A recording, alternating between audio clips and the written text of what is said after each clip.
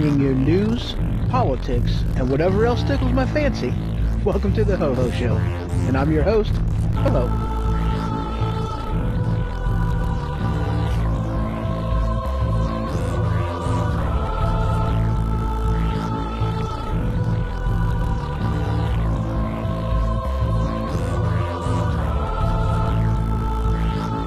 Alright, broadcasting live from the attic. You can check out my website, thehohoshow.com. You can follow me on Twitter. You can email me, hoho@thehohoshow.com. You can check out the YouTube and find me on Facebook. So welcome to the Ho-Ho Show, and as always, I am your host, Her. And I am joined in studio today, special guest. What's your name again? Ray. How you doing today? Good. How are you? I am, dude. If I was any better, I'd be twins. I won't go there. And that's scary because I've lived with myself, and it's very terrifying. It reminds me of the episode when Sheldon split into two. You just gave me that. Oh, that wow, dude. You know, I don't know if I should say this. Oh, go for it. Go for it? Go for it. All right. It's never stopped you before. No, not really. Not really. So, you know Tink. Yes. Okay. Somebody had said, I don't remember who, but it was epic and it was amazing. If Tink and I ever had a love child, it would be Sheldon. Oh, wow. Yeah. You know me? Yes. You know him? Yes. Sheldon? Yes. Yeah. Yeah. So you're trying to tell us something. Sheldon. Sheldon. Okay. Yeah. So you're not pregnant or anything right now. Well,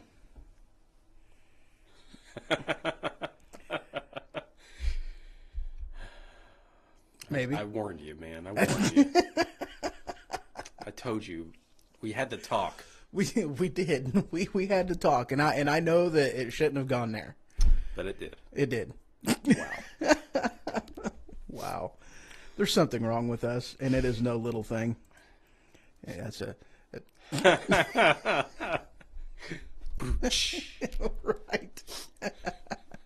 All right. Well, welcome to the Ho-Ho Show. And, so we've got all kinds of news to get to. I have not done a broadcast all week, and I hate it whenever I don't do that because there is so much crap going on. There we go. So much crap going on. It's pathetic.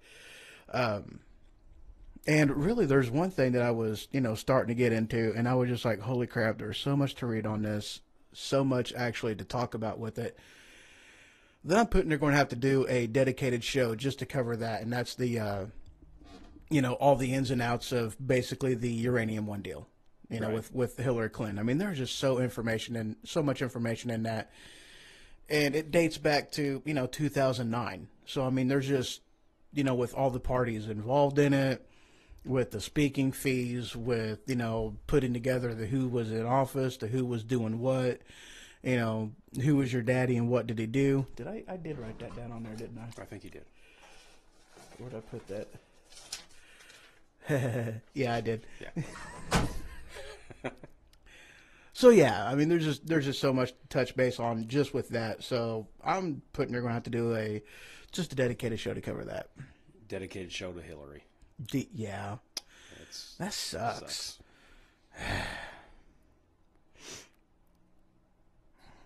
Yeah, so in the news, the Ho-Ho news, that is. All right, so as I have said before, and I'm going to say it again just because I'm so stinking excited about it, and I did put pictures of it on Facebook. I do have the tower now for the amazing Take Over the World computer, and I've named her. Her name is going to be Lucille. I'm very excited about that. She lights up. She's got lights in her. That reminds me of some of the other gadgets you have. I know. They're fun too. This one's not going to vibrate though. Oh, okay. So yeah, very, very, very good. It'll work. It'll be all right. So I got the parts coming for that. I should have it done, first of next year. I do have the website. I have updated that. There's only one more thing I want to throw in there, which I have yet to do, and that's just getting the actual RSS feed and the actual player for Religion Ho-Ho's Way added into the last page. Other than that, it does have a link on the...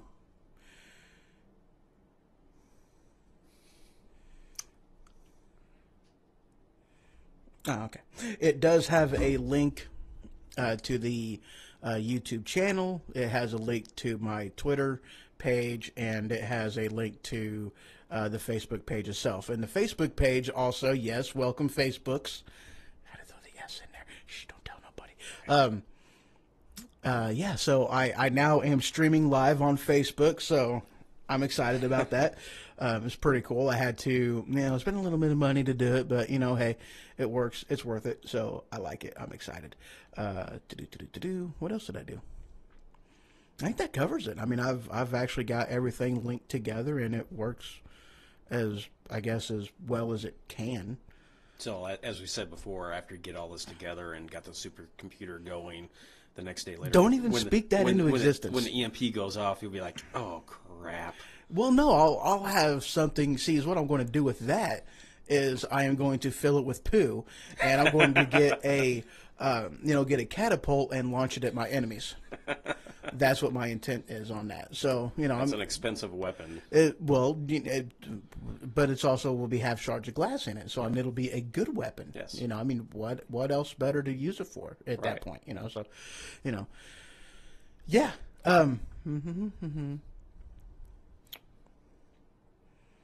Oh, yeah. I do also have the call-in number. Skype is up and going. So if you want to call in and be part of the show, then the number is 217-917-4405. Feel free to call in at any time. I've got all kinds of crap. I wrote a lot of stuff down. Well, not really. But, yeah, there's a lot of stuff. So, yeah, feel free. Give us a call. I also have the chat up and going for, I think, every platform, including... Oh. Hello, Mr. Vacker. How are you?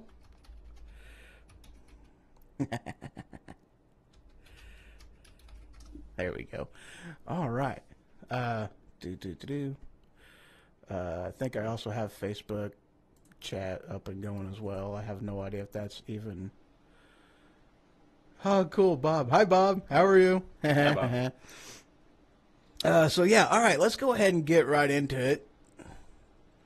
Since, very awesome. I'm glad to hear you're doing well. I know you got to go pick up the boy later on, so, he's awesome. I might have to go over there and, bug the snot out of you after a while.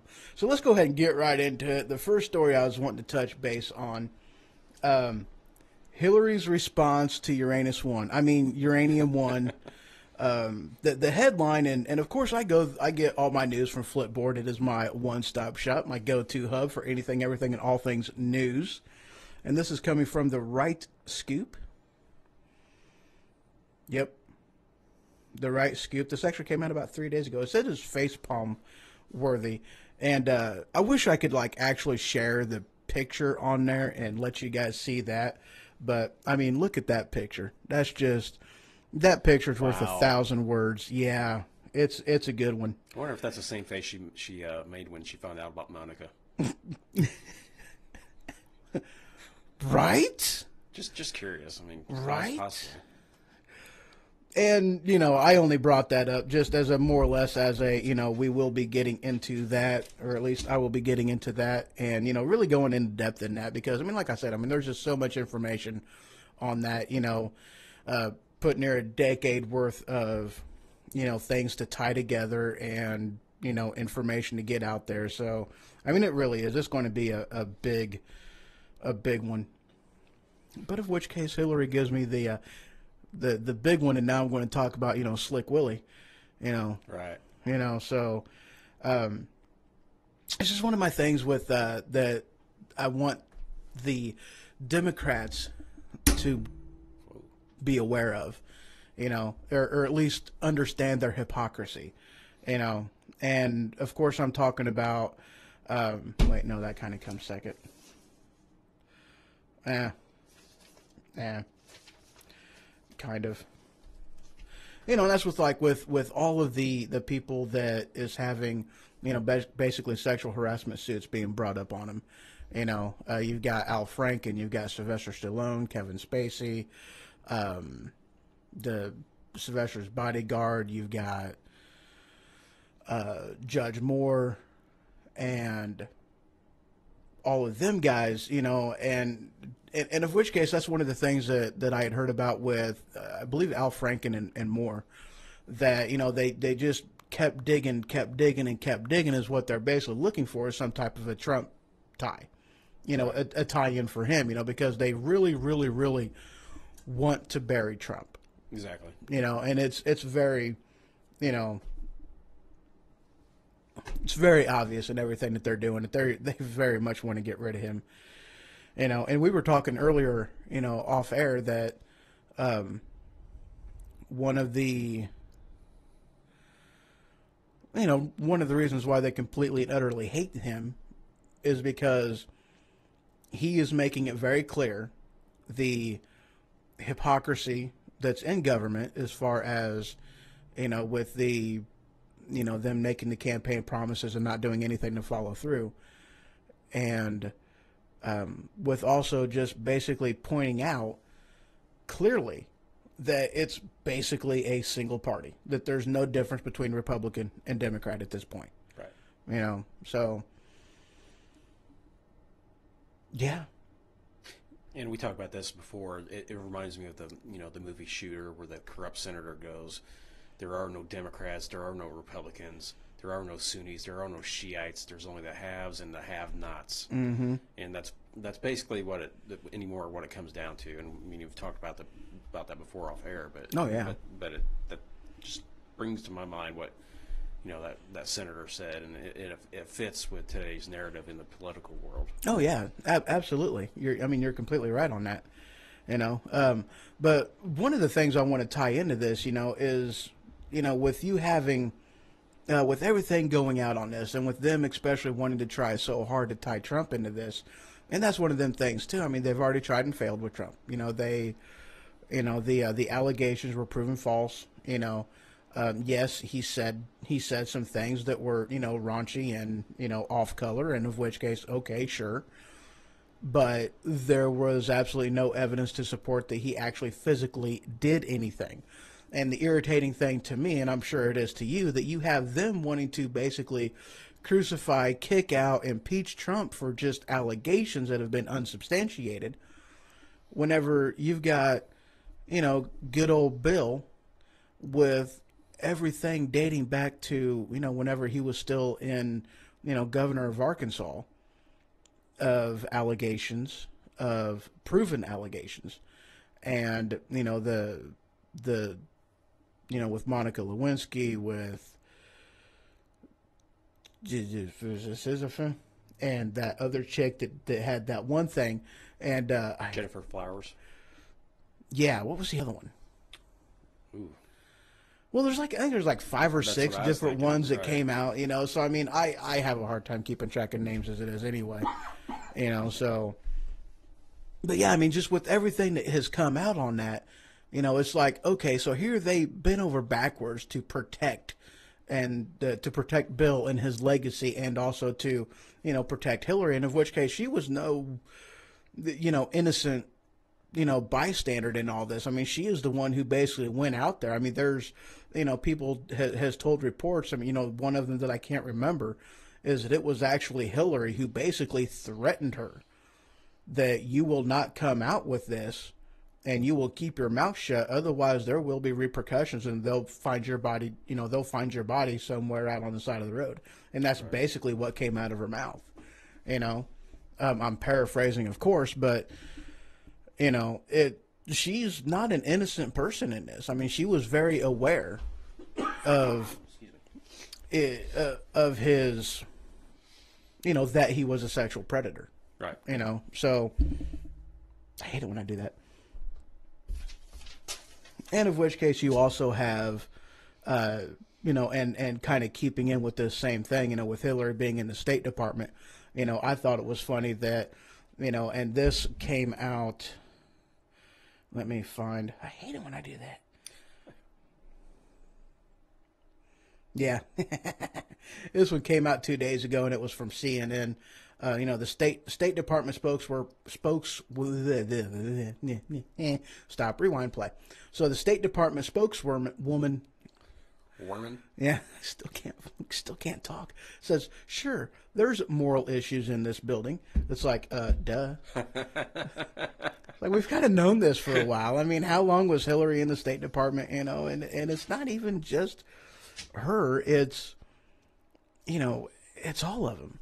You know, I mean, when you're talking about people in powerful positions over other people, you know, they have that attitude that, you know, it's just whatever I do, I can pay off. And these people, and I mean, this is also one of the things too that is, you know, definitely a part of Hollywood as well, is that, you know, when people are willing to, you know, give up something for a part, for a leading role, for a, you know, an Emmy or an Oscar, when people are willing to give up something to get it to the people in power that would, you know, put them in that position. I mean, you have a lot of that going on. Right. You know, and truth be told, I think, you know, especially when you're talking with people in power, that's just kind of how things seems to happen. That's, you know? their world. They think it's a normal reality. That's just the way it is, and exactly, that's the way it's always going to be. Exactly. And you know, there's one thing that I had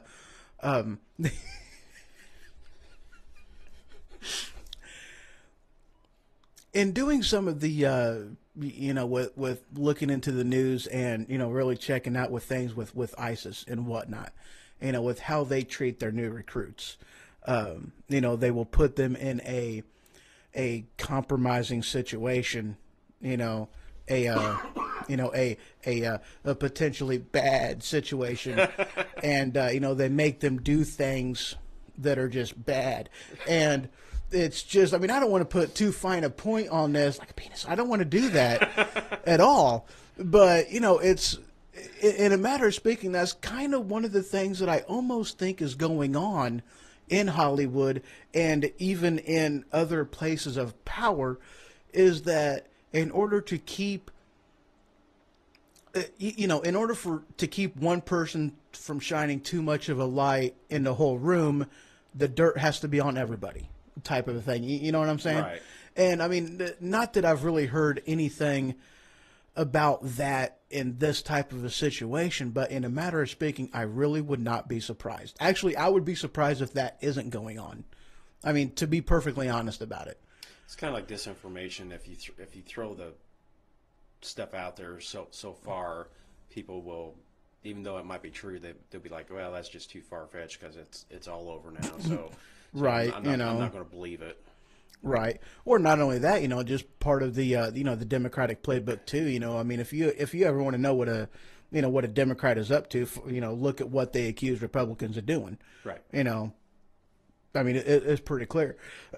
But as far as this sexual harassment, you know, thing goes, the thing that bothers me most is what I read out of, and let me find, yeah, here it is. Now, this one I think came out 2 days ago as well. It came out from hotair.com. And the headline reads, I'm looking at something, I'm sorry. All right, so the headline reads, why are Congress's harassment settlements secret? You know, so I mean, here you have of Hollywood, of all of these other, yeah, there it is. Okay, so, oh wow, I didn't hear that one. So I'll get to that.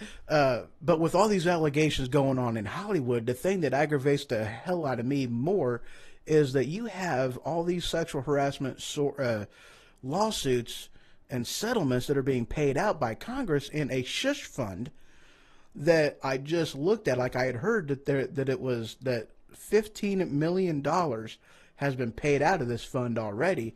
And according to this article, it says that it's closer to 17 million. Wow. Yeah. Now, this is money that belongs to the people. Right. These are representatives that are paid by the people.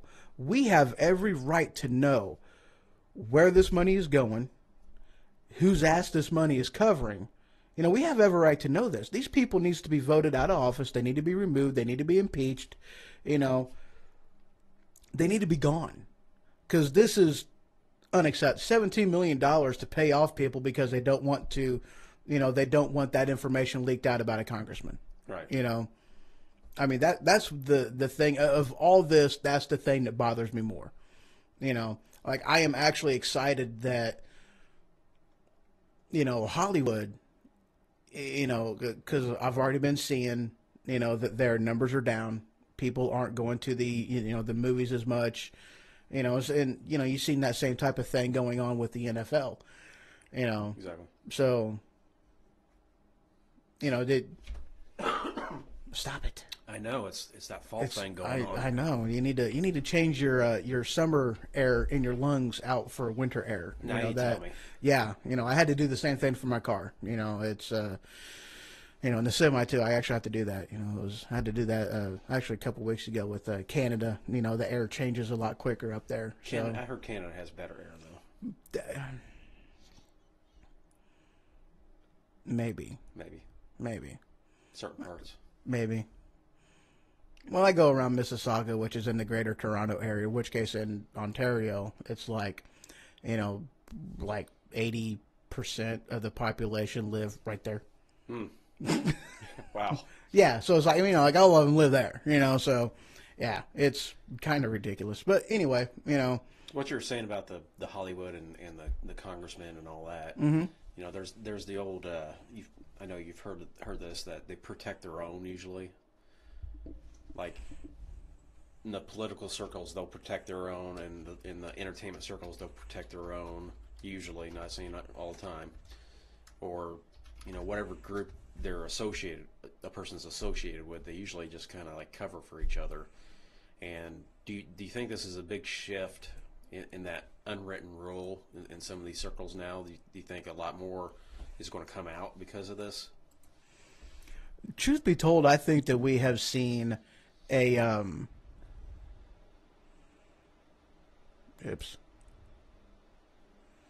yeah, truth be told, I think that now that, in a matter of speaking, the floodgates have opened. And I mean, I think that now, since the allegations have already been made, that, you know, well, I mean, okay, let's put it like this. You know, what's the biggest thing that has kept these people silent? You know, that fear of getting blackballed, that fear of, you know, basically the career that they chose and the career that they have sacrificed so much to get. You know, if they step out and they talk out against the people like Harvey Weinstein and, you know, some of the prominent actors out there, that it would end their career. And effectively it would. You know, so I mean, you know, in a matter of speaking, I understand why they remain quiet. You know, but it's also one of the things, all they're doing is perpetuating a problem by remaining quiet. You know, they're not helping anybody. Right. You know, and in a matter of speaking, that's one of my biggest problems with it.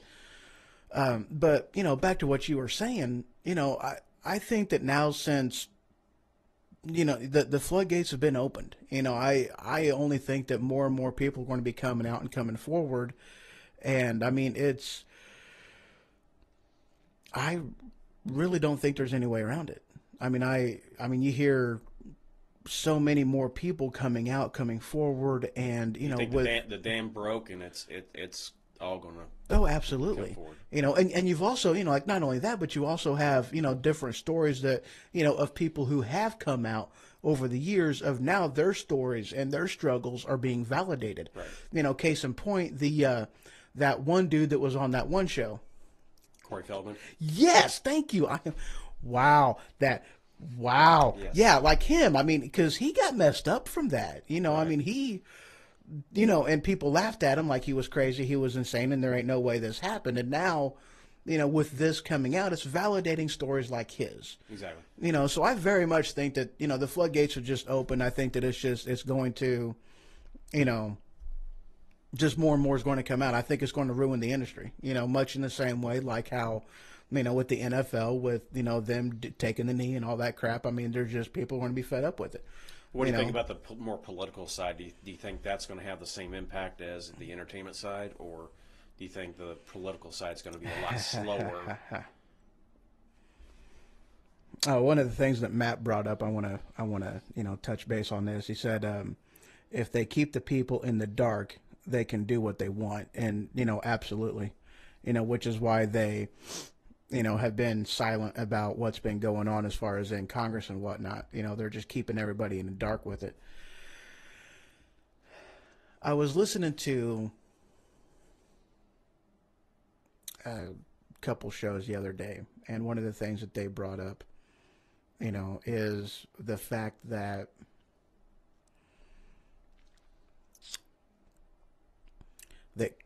government has grown to the point to where it has the ability to protect itself. Right. And you have to go through government in order to get to government, and you're not going to be able to do that. Right. They're not going to allow it. That's like with, truth be told, that's like with the Clinton investigation. If everything is going through more or less an oversight committee and whatever them things are called in Congress, well, they don't necessarily have the power to prosecute. So what's the point?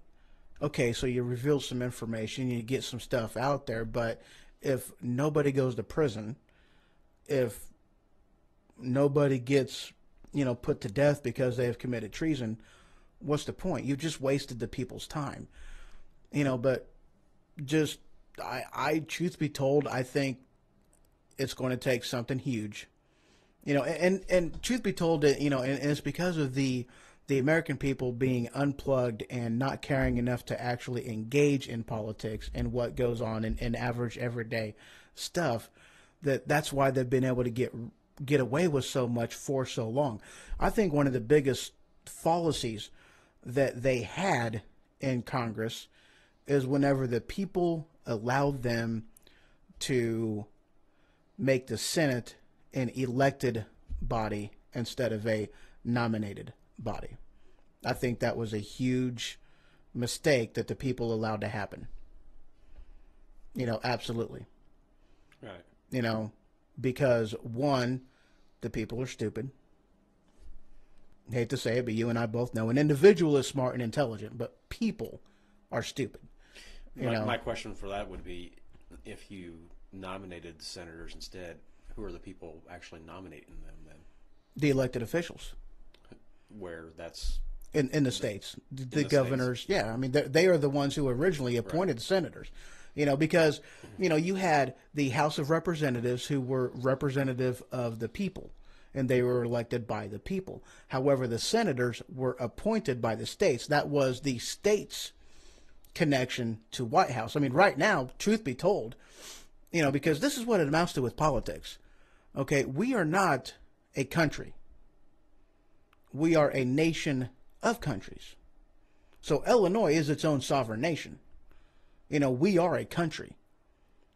And the country of Illinois has no representation in the White House and the federal government. Right. They have no say in laws that get written, laws that get passed. They have no say in the federal budget. They have no say in nothing. The state, the country of Illinois, has no say in what goes on in Washington. Right. That to me was a huge mistake that they made. So if you went back to appointing senators or nominating senators through the states, mm-hmm. if you lived in a good state that was run properly and you had some good leaders in the state, then mm-hmm. then you would be more apt to be represented in a good way. Mm-hmm. But there are some states. Well, let's just take Illinois for example. Mm-hmm. Illinois, California, New York, New Jersey, absolutely. Some of the the mounting corruption that's going on just in our state alone. Mm-hmm. Well, who are they going to appoint? Somebody that goes along with them. Mm-hmm. Not the people necessarily the people. Which yeah, but they're the ones that get elected anyway. So I mean, you're right. not going to have any difference in it whatsoever. Right. But the thing is that this would totally help eliminate was, okay, so I appoint you, to be my voice in Washington. A lobbyist gets to you. Now your voice isn't mine. Your voice doesn't echo my voice. Your voice echoes his voice. Right. Oh, sorry, you're gone. Come back to the state, and I'll appoint somebody else that will do the job. Right. And of which case also the same thing goes to where if it goes from a red state to a blue state, now they have every right and all the authority to go, okay, well, the people have spoken.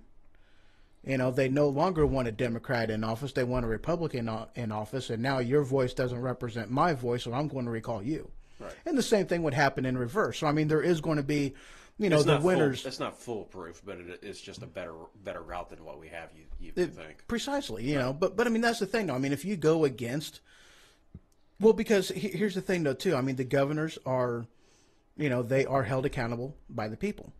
And of which case, they're already being held accountable by the people. The senators, originally they weren't elected by the people. They were appointed by the state. But, I mean, you still have a degree of separation, granted, but, I mean, still, it's, the person who appoints them is elected. It's not like the head of the EPA. The head of the EPA makes all kinds of rules, all kinds of regulations that have the weight of law. That's a topic by itself, the EPA. EPA, Department of Justice, the Department of Defense, the Department of Education, the list goes on, I mean, because they write regulation out there. Dude, okay, there was a thing I read. I don't remember what year it was, but like the stack of papers of regulations that was written by the executive branch that have absolutely no, they do not answer to anybody but themselves. Mm-hmm.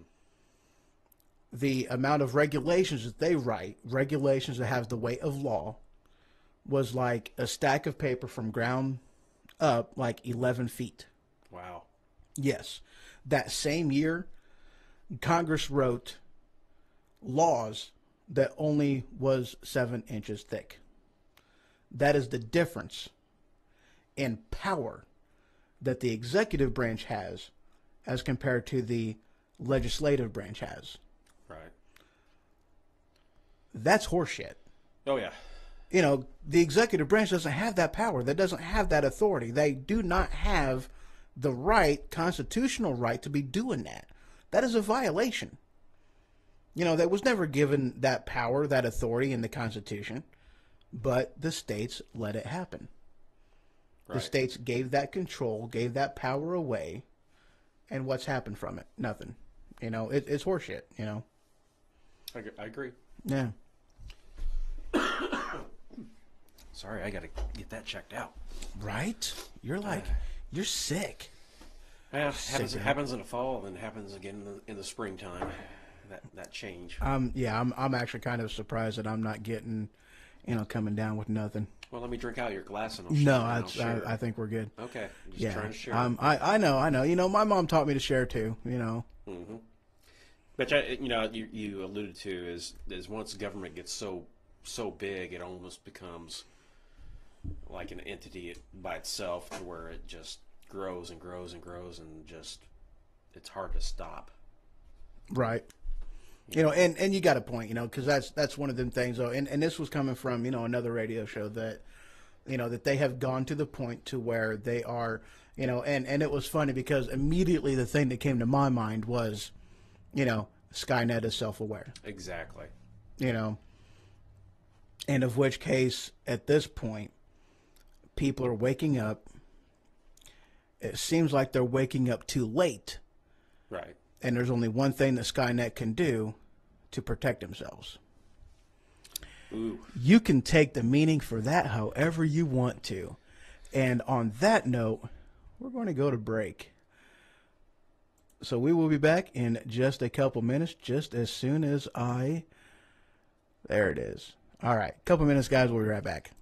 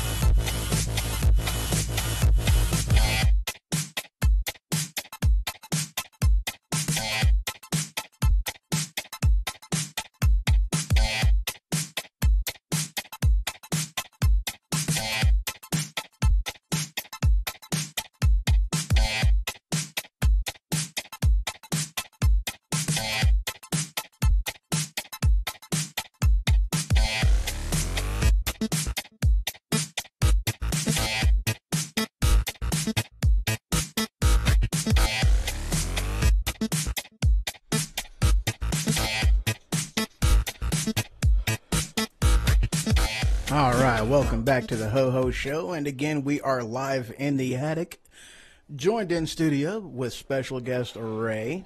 Hello. Hi. All right, let's go ahead and dive right into this. The next article that I'm wanting to touch base on, this came out of CNN. Again, I'm kind of backtracking. Well, not really backtracking, but came out of CNN again. Headline: Franken, more assault allegations dredge up accusations against Trump.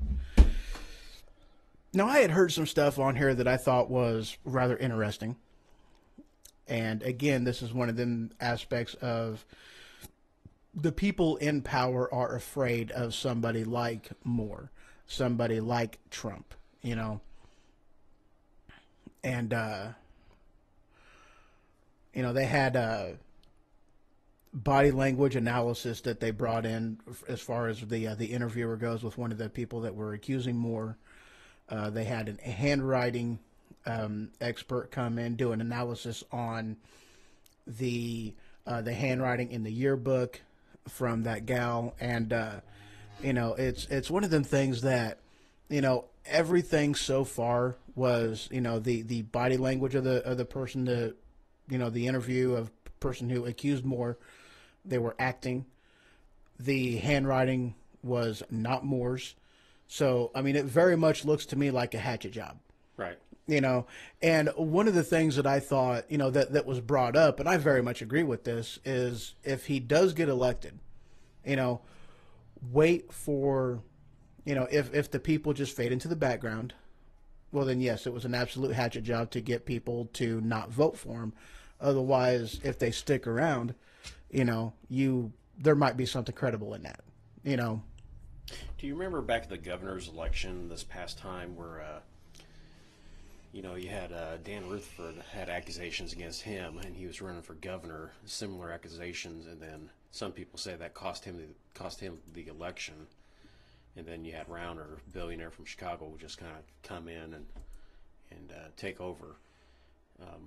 I think that goes back to a lot about what you said about how people just look at a headline or this or that and don't really dive into the actual information and just go off a blurb or whatever, how damaging that could be to some people.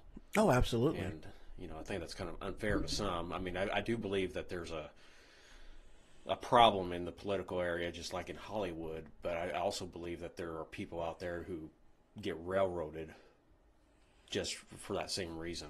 No, absolutely. Yeah, I definitely agree. That, and you know, and this isn't even taking into account that, you know, journalism is dead. Right. You know, the CNN, MSNBC, CBS, you know, even Fox News to a lesser degree, but still prominent. They're nothing more than, you know, they're not journalists. All they do is perpetuate a lie. Right. More of a tabloid than any more than a. Well, I don't really want to say a tabloid, but I mean it's definitely like, you know, they're being operated by, you know, the DNC. Right. You know, I mean, they don't, you know, they tote the party line.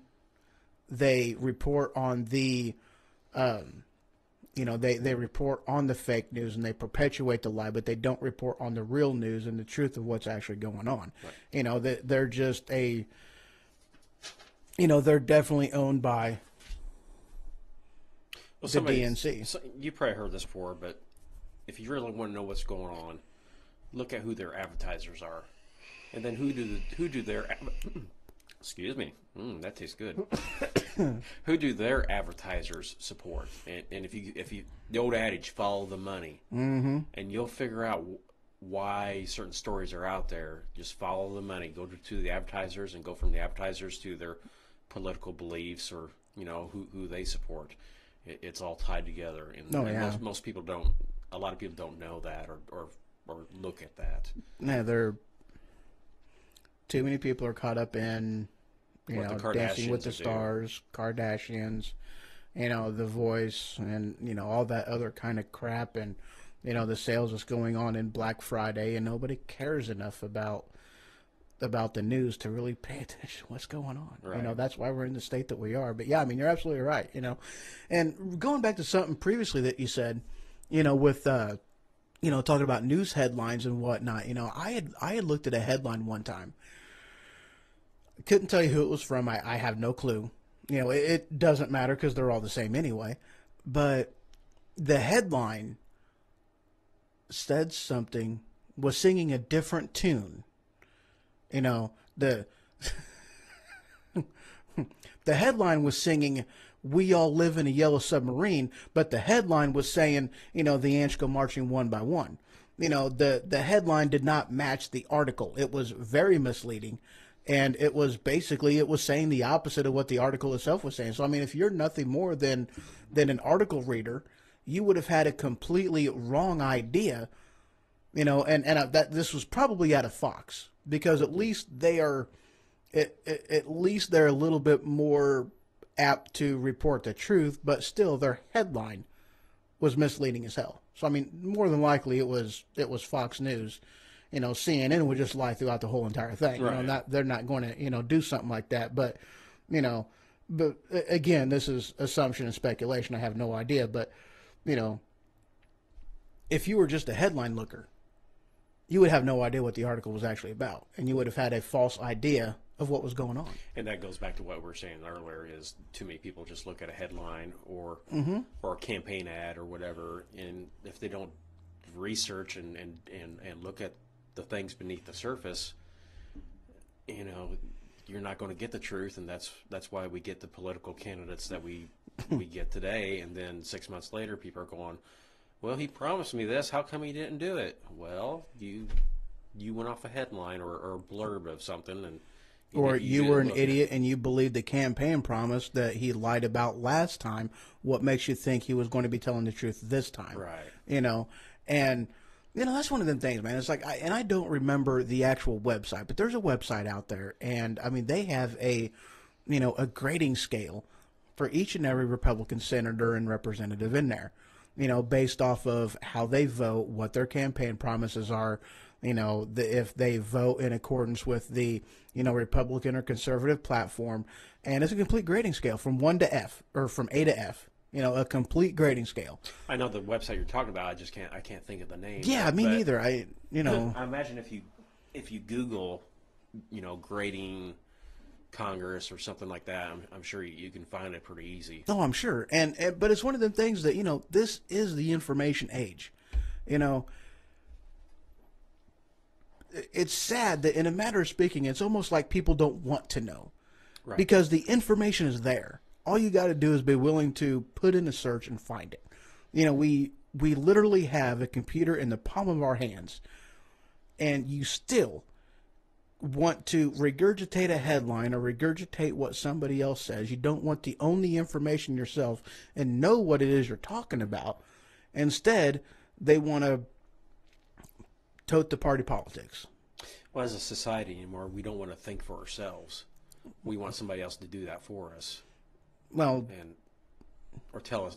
So I want you to tell me what I should believe, or you tell me what the news is, and I'll believe it because I don't want to take the time, and because I'm too busy watching my soap opera or painting my toenails or playing Nintendo or not you personally. I know you paint your toenails, but I mean other toenails. Nothing. I didn't say it, but people were so different than the way things used to be in my father's and my grandfather's age. Well, whenever I started off going into school, because that's the thing. The Department of Education didn't take over and didn't take into effect until 78, and whenever I was still in school, and the transition really happened sometime in my junior high school years and my high school years. That whenever I was first into elementary school and first into junior high, they didn't tell you what to think. They taught you how to think, that critical thinking of what you're talking about. But, before I even got done with high school, that changed. So anybody that really got into school after, the late or early to mid 90s, anybody that got into school after then, they didn't get taught how to think. They didn't get taught critical thinking, and you see this in people. You see it in colleges even more today, and that's a breeding ground for liberalism mess. Yeah. It's a really sad thing. You send your kid off to college to get an education, and they're really not getting an education. They're just getting brainwashed into a certain thinking system or political system, and it's a really sad state of where our country's gone. Yeah, I mean, you're absolutely right. Absolutely right. Which guy? Which guy? Yeah, just another one of them people that, the next to get accused in the whole sexual harassment thing, and that's Sylvester Stallone. I already kind of mentioned his name already anyway. The next article and this one kind of goes into, this one, I love this. And that's, complete and utter sarcasm. Let me actually find the article. I have way too many articles. While you're looking that up, I think we talked about this before too. Is speaking of colleges and stuff, I think a reporter asked a college professor what day is Independence Day, and she couldn't answer it. Did you see the story on that? It's been probably a year or so ago. But, no, I didn't, but that does not surprise me. And literally a college professor couldn't give this reporter the date of when Independence Day was. And these are people that are teaching your kids. Oh, yeah, absolutely. And that's the state we're in. I mean, that's but that's one of the things that, it's just the thing that agitates the hell out of me is, the people are getting what they've asked for. Right. For the past 20 years. Their lack of paying attention for the past 20 years of what's been going on, this is what they asked for. And this is what they got. Mm-hmm. The problem is they're speaking up and they're talking too late, and the liberals really have no clue on what's really going on. And it's like, I don't want to go down with the cesspool. That's the thing that agitates the hell out of me. It's like, I see what's going on with this country. I don't like the road that we're on. And I don't want to go down that path, and I don't want to jump off the cliff with the idiots. Right. And that's what it amounts to. And I really, really, really hope that there is enough people out there that have their heads out of the sand and that really see what's going on, and just that are able to look at the big picture and see and understand where we're going, that we don't go all the way off the cliff. A lot of people, I think, they think, okay, I'm seeing this or I'm seeing that, but what can I do about it? I'm just so and so. I'm nobody important. I don't have a lot of influence. What can I do? That's just the way it is. And I see a lot of that attitude as well too. Yeah, they see what's going on, but they have no clue as far as thinking that they can actually make a difference to change things. What would you say to people like that? Well, one, I would say, how much of a change do you really want? Because if you're going to stand there and moan and complain, it's like, okay, well, what are you talking about on Facebook? You know, are you engaged? You know, are you engaged on Twitter? You know, stay connected. You know, raise awareness. Do that. Everybody has a voice. It's just a matter of whether they choose to use it. You know, so I mean, if people want to complain, it's like, okay, well, okay, let me ask you this. Who did you vote for in the last election? You know, did you vote for the same guy did you vote for this guy just because he had an R next to his name? Do you know what he believes? Do you know where he stands on things? Do you know how he votes on issues? No? Okay, then so how much change do you really want? You know, or did you vote for the guy, you know, or are you doing nothing more than perpetuating the problem? You know, but that would be my first questions to him is, you know, what are you looking at on Facebook? What are you retweeting in Twitter? You know, what are you sharing? What are you doing? You know, what news sources are you listening to? Well, no wonder why you believe the lies, because you're listening to the liars. It's Right. like, okay, there's all kinds of alternative media sources out there. You know, programs like mine, there's a lot of them out there. And this would not be possible, wouldn't even be feasible, if mainstream media actually believed in journalism and did their job of what they're supposed to do. Right. It wouldn't be necessary for shows like this to be out there. And I'm not the only one. There's a lot of them out there, you know. But who do you vote for? Do you pay attention? How much change do you really want if you're not willing to pay attention? You're part of the problem. Don't be part of the problem. Be part of the solution. And like going back to the colleges too, if you as a parent, you know, you spend God knows how much on college out of your pocket to send your kid to college. Mm-hmm. You as a parent, wouldn't you want to know a great deal, not just about that college, but the actual teachers that are teaching that your kid, or you know, how much information would you want to know as a parent about what's really going on in your what's being taught to your kid? And I think that's lacking too, as far as the family circle as well. What do you think? I absolutely I absolutely agree with you. But, you know, part of the problem is, and this dates back to, you know, junior highs and high schools, it's like, one, okay, you have Common Core. Mm-hmm. Common Core is not real math. Anybody that tries to tell me different, they're an idiot. Really look at a calculator and think for yourself. And, you know, I mean, come on. It's not real math. So parents are unable, you know, one, they're unable to even help their children with the homework that they're doing because their homework is full of shit. Mm-hmm. You know, they can't they can't participate in that.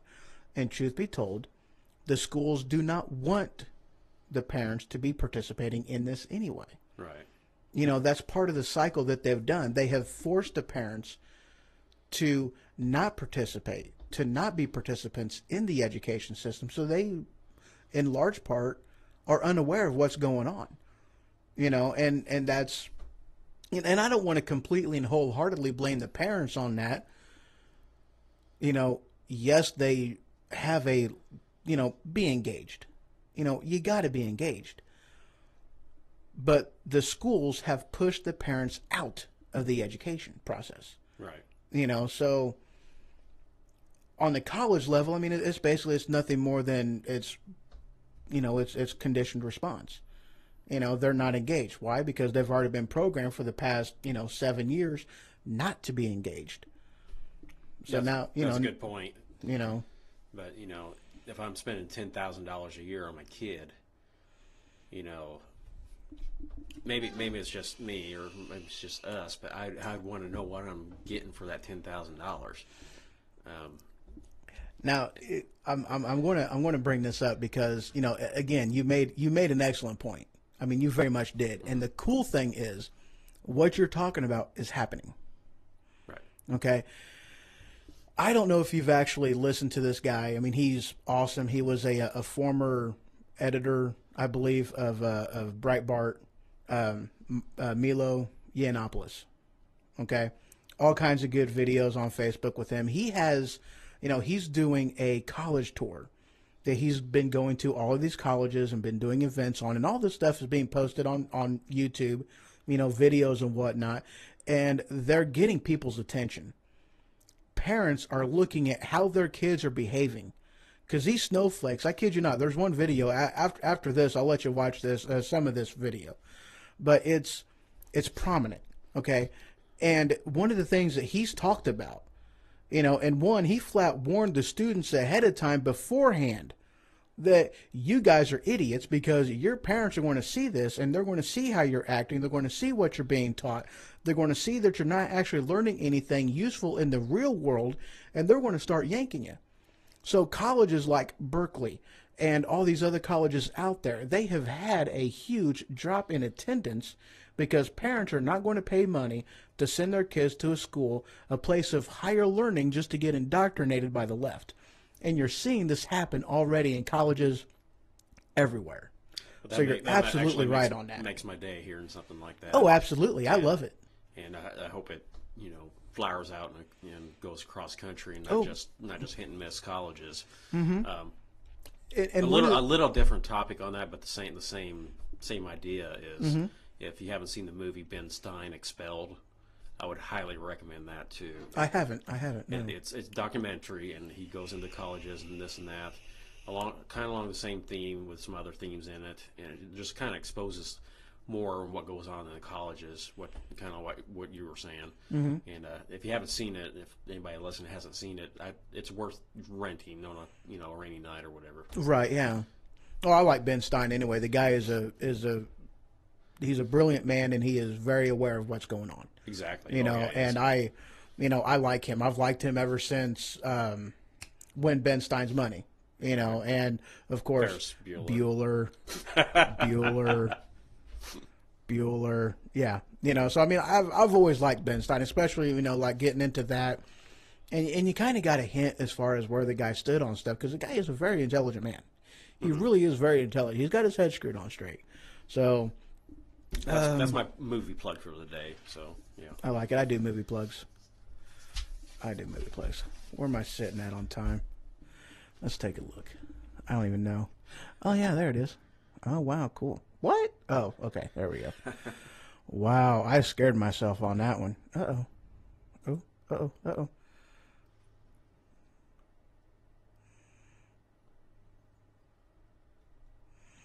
Oh, yeah. Yeah, Matt brought up another point, and this is, one of the things that I was trying to say. A lot of people don't realize that even a small voice will start a movement, and definitely wake up people, and or what they are teaching. I'm not sure what he was talking about on that one. I don't know. Let me look at something. Nope. Okay, I didn't think so. Bastard.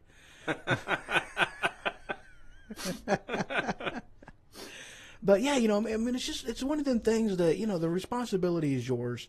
And if you really want to start, like what Matt was saying, if you really want to start a movement, you've got to, you got to just change how you vote, and if people, okay, that's the fact of the matter. Like, for instance, with Donald Trump, he won the popular vote.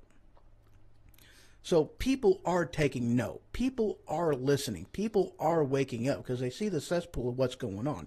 Right. They're taking note. They don't like it. And things are changing. Trump was elected for a reason. Right. Absolutely. Because we got fed for 8 years with Obama. Vote for him because he's black. Vote for him because he's a Democrat. Well, the same argument didn't work for Hillary Clinton. Because the scandals were too deep. The scandals were too in your face. The scandals were too, I'm too powerful. Too big of a body count. Exactly. But she was too powerful for any of this to stick to her. Mm-hmm. Hey, man, the bigger the target, the easier it is to hit. Right. The shittier your sight can be. You don't need a good barrel when you have a huge target. And she just painted too big of a target on her, but people paid attention. And that's why Trump happened. It was a movement, not a bowel movement. It was a movement, and I mean, truth be told, I mean, I really do think that it's just the beginning. Okay. I mean, case in point, 5 senators have already backed out of re-election. Mm-hmm. Why? Because they don't want to be held accountable, because they have let the people down who elected them in the office. They failed on their, they failed on their promises, and they don't want to be a part of it. They don't want to have to defend themselves in a race for the election. Right. And they're backing out. You're seeing it happen already. 5, if I remember correctly, already 5 Republicans are backing out. I mean, you really are seeing a movement happening, and it started with Trump. And if we can get a few more people like Trump in office on the Senate level, congressional level, and just start plugging them in here and there, hopefully that movement will explode to where they're not going to be able to stop it, and it'll just keep going. And that's what I'm hoping for.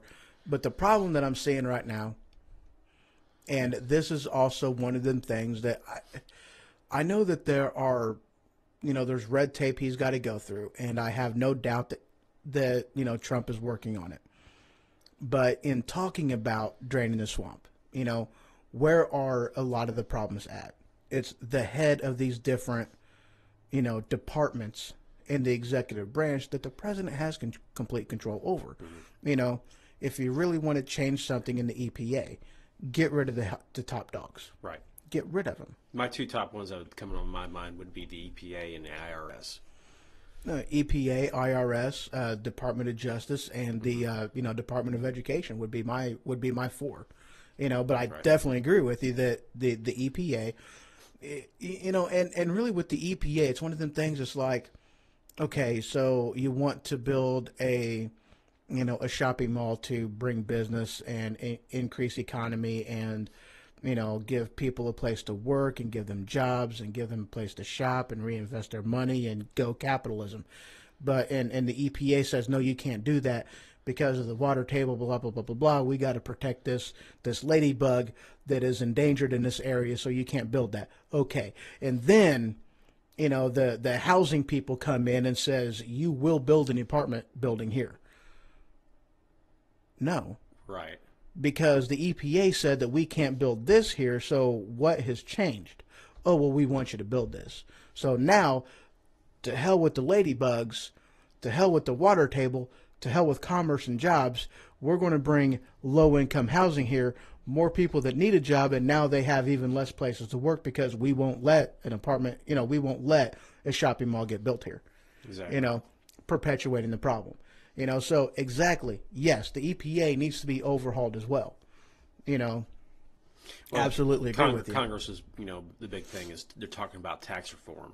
Mm-hmm. And that right there could be another topic by itself. That's coming. Okay, so that's in there. I'll wait for that. We'll wait on that one. We'll wait on that one. Actually, that is that's a really good segue, sir, because that's actually what the next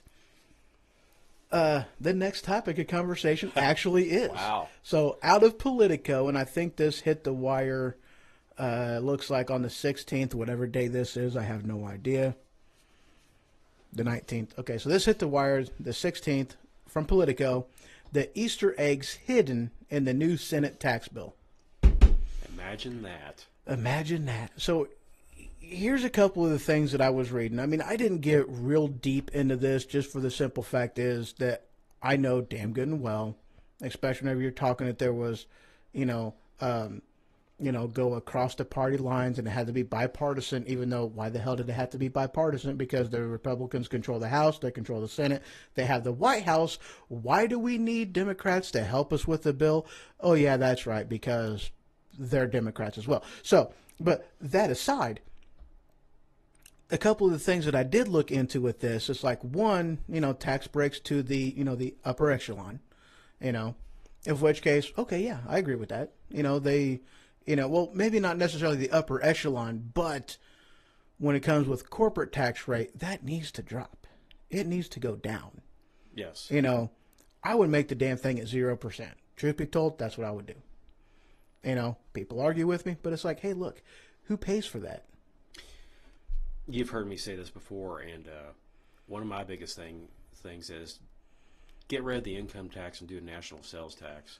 Oh, yeah. That's a big movement going on. Mm-hmm. And if anybody listening has time, look at www.fairtax.org, and they have a major plan out there. Mm-hmm. take the time to look it over. You don't have to agree with me whether you like it or not, but just look it over. And one of their big things is, they said on a radio show before, is what you said about the corporate tax. Do you know the majority of big companies out there spend an average of $300 billion a year just on tax lawyers, tax laws, getting through the loopholes and everything else in between? If they did not have to spend that $300 billion on that, and granted, not all of them are going to do it, but a majority of that money could be put back into their businesses to hire people, to invest, to upgrade equipment, to make things even more productive. Absolutely. And it would snowball. It would have a snowball effect in the right way.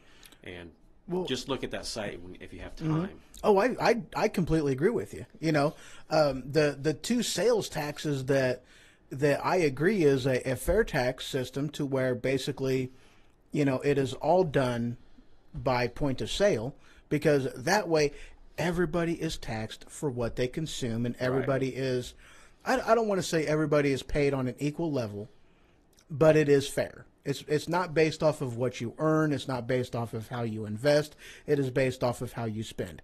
The other thing, the other tax plan that I agree with is what's called the flat tax. It's worked for the churches for years. 10%. Right. What's wrong with that? Well, there's a lot of people out there who are consumers that don't pay any taxes whatsoever. There's people that come in and zero out, liability taxes in and out of this country, that don't pay taxes. You have people that migrate here, that set up businesses or whatever, and there are so many tax loopholes that they go through, and then they sell the business to the brother every 7 years to keep the tax loopholes going. Whereas if you had either a flat tax or a national sales tax, like you were alluding to, everybody would be paying. There wouldn't be one person not paying their share of taxes. I was talking with a friend of mine. This goes back several years, but we were talking taxes, and he was like, because I had mentioned that I pay taxes, and there was some stuff said, and he goes, "Oh, well, I pay taxes too." I go, "No, you don't." He goes, "Yeah, I do. I file taxes every year." I go, "Yeah, you file taxes. You don't pay taxes." Right. I go, "You are a married man with 2 children. Did the money you get back from taxes exceed the amount of money you paid into taxes? Yes. Then you were a benefit. You was a beneficiary of the legal system, of the taxation system. You did not pay into taxes. I am a single man without any kids. I paid taxes. I got less back than what I put in. I paid my taxes. You were a recipient of tax money. So you were what is called a zero liability voter. Of course you want the free stuff, because you're not paying anything into it. That money doesn't come from you. You're a zero liability taxpayer. I do not believe in zero liability. Because if you don't dish out the money to support something, you don't care where that money goes. But if you have, if you are one of the financially one of the people that is backing it financially, then obviously you care. I care about how much money is being spent and given away to countries overseas. I care about how many people are living on the welfare state, because we have, the lowest participation, the lowest labor participation rate since 1978. Why is that? Because we pay people to sit on their ass and do nothing. Right. And I mean, I've been there. I've done it. Why did I do it? Because they paid me to do it. So of course I sat on my ass for a while. Well, you've probably seen the story about the lady who makes over $40,000 a year on welfare in one of these, I think somewhere in the Northeast, and she has, I don't know, like umpteen kids or whatever, and she brags about how much money she gets. She makes 2 to 3 times more than what I make in a year, just sitting on her butt doing nothing. And you tell me something's not right with that. Yeah, and that's one of the problems too, because it's like, I mean, why would I get off the couch, turn off my Netflix, and go do a job for, $8 an hour whenever I'm getting paid, or go do a job for $10 an hour when I'm getting paid $8 an hour to sit on my ass and do nothing? Why would I do that for $2 an hour? Right. That's stupid. I wouldn't do it. Why would anybody else do it? And that's what one of the biggest problems with this society is we are paying, we are a welfare state.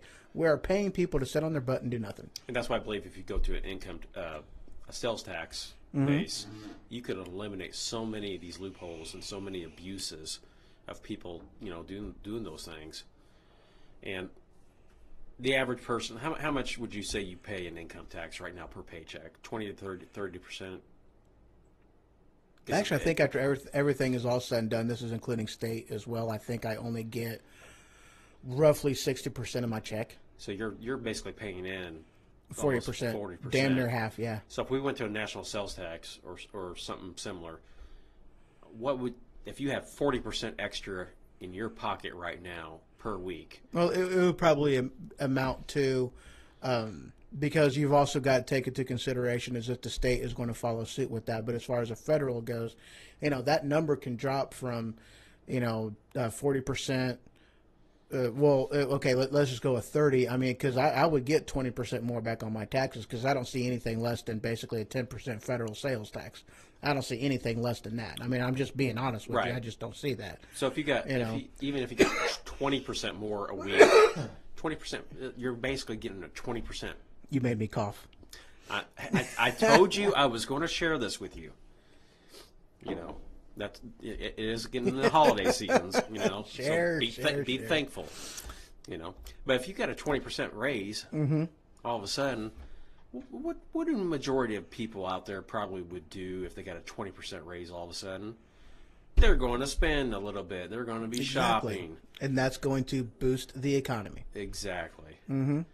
And which is going to earn, more people investing in capitalism, which is going to which is going to generate more revenue for the government, which is also going to release, money to be reinvested, to give more jobs, to, reinvest, hire more people to where, the same thing goes with the, and this is why I agree with the 0% tax rate for, corporations. One, if we want to keep businesses from leaving the U.S., we need to offer them something, an incentive to stay. Exactly. Because right now we have one of the highest corporate tax rates.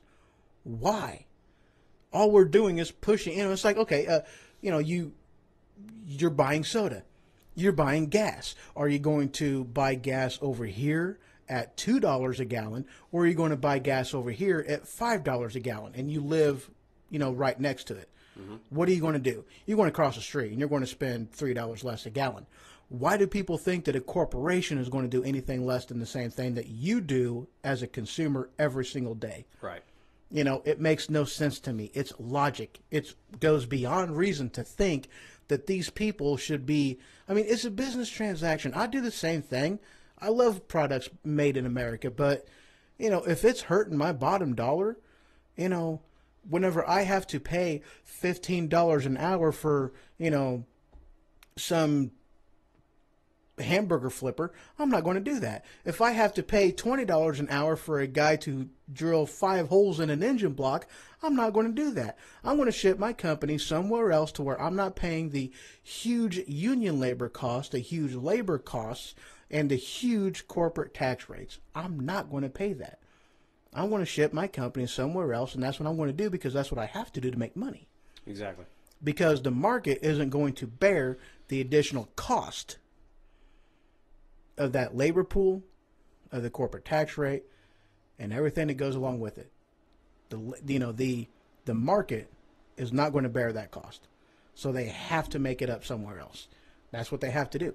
I don't like it, but I understand it. I understand where they're coming from. Right. And that goes back to what you were saying earlier about people getting involved too. We can talk how great this idea would be, or, oh yeah, that sounds great, but if the average listener is not going to get involved, that's all it's going to be is just talk. Yeah. And going back to the fairtax.org site, if you go on there and you think, I like that idea, then write or call your congressmen or senators. The more people, the more phone calls they get, the more emails they get, blah, blah, blah. not all, but at least some of them might start paying attention to something like that and actually take a look at what it's all about.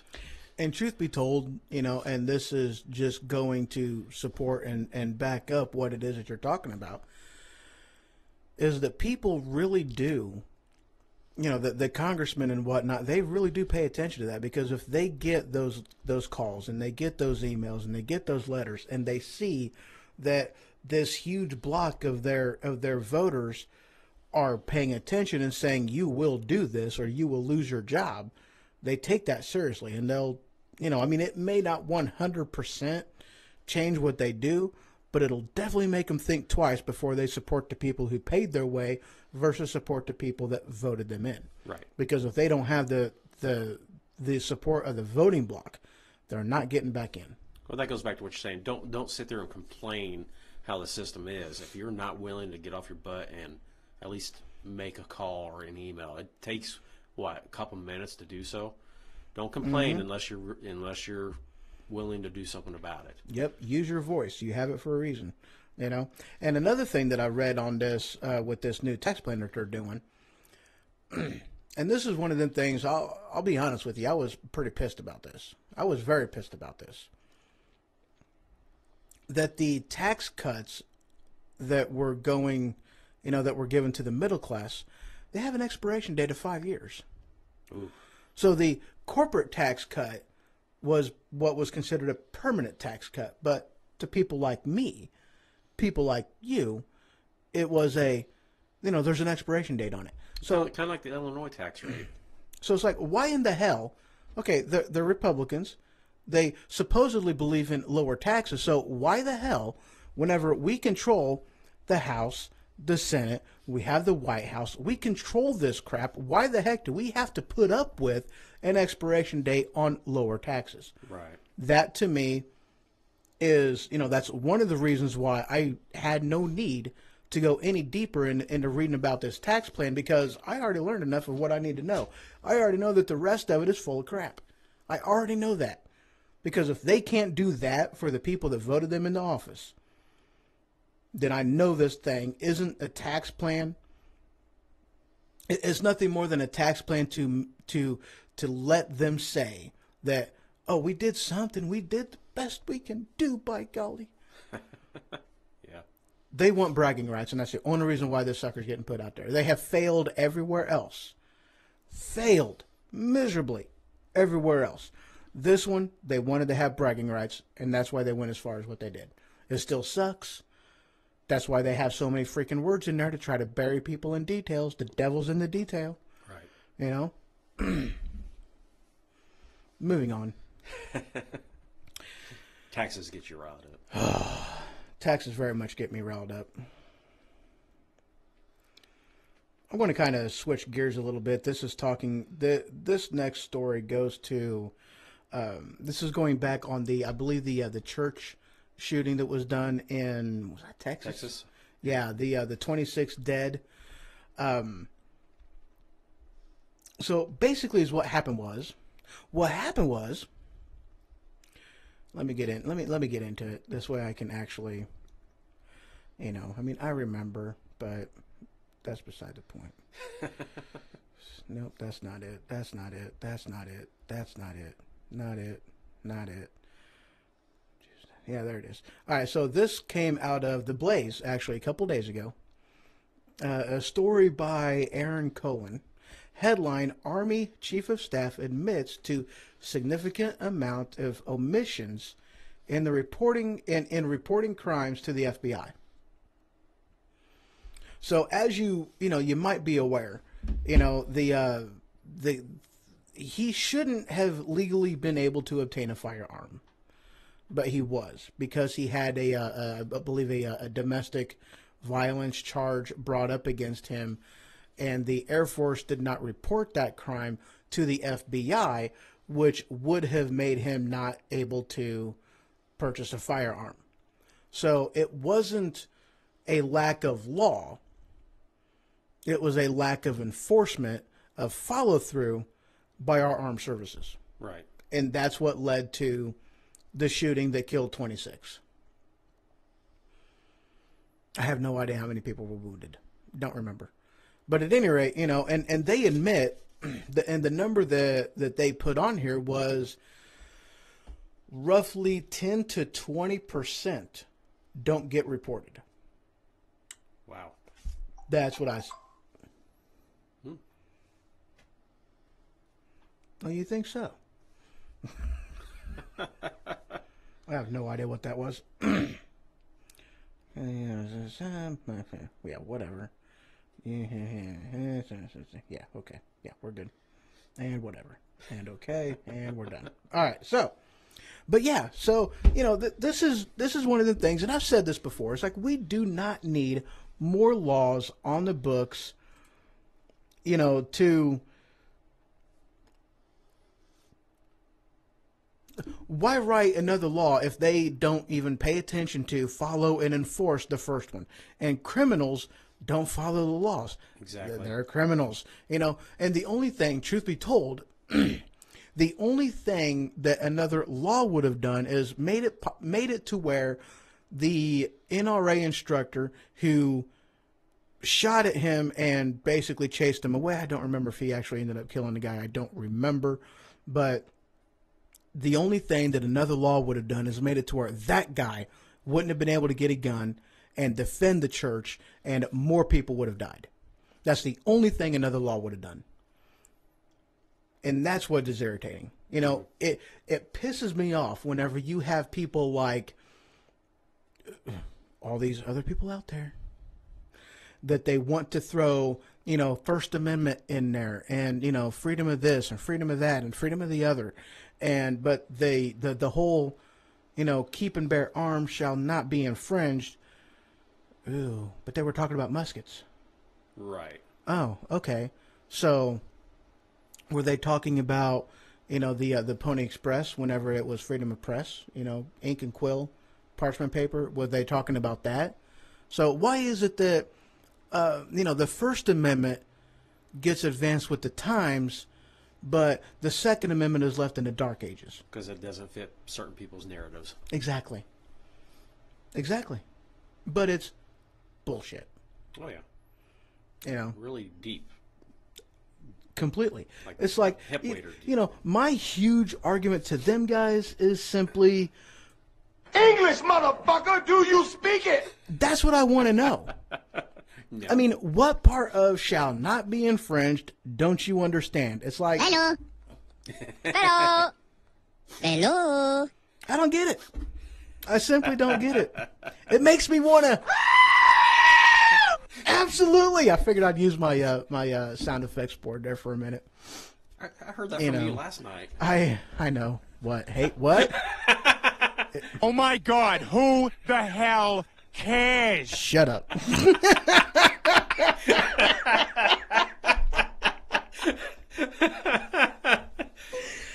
That was so fun. Anywho. Okay. Whew. But back to, you're saying gun laws and stuff. Uh-huh. And all, I'm your huckleberry. Absolutely. all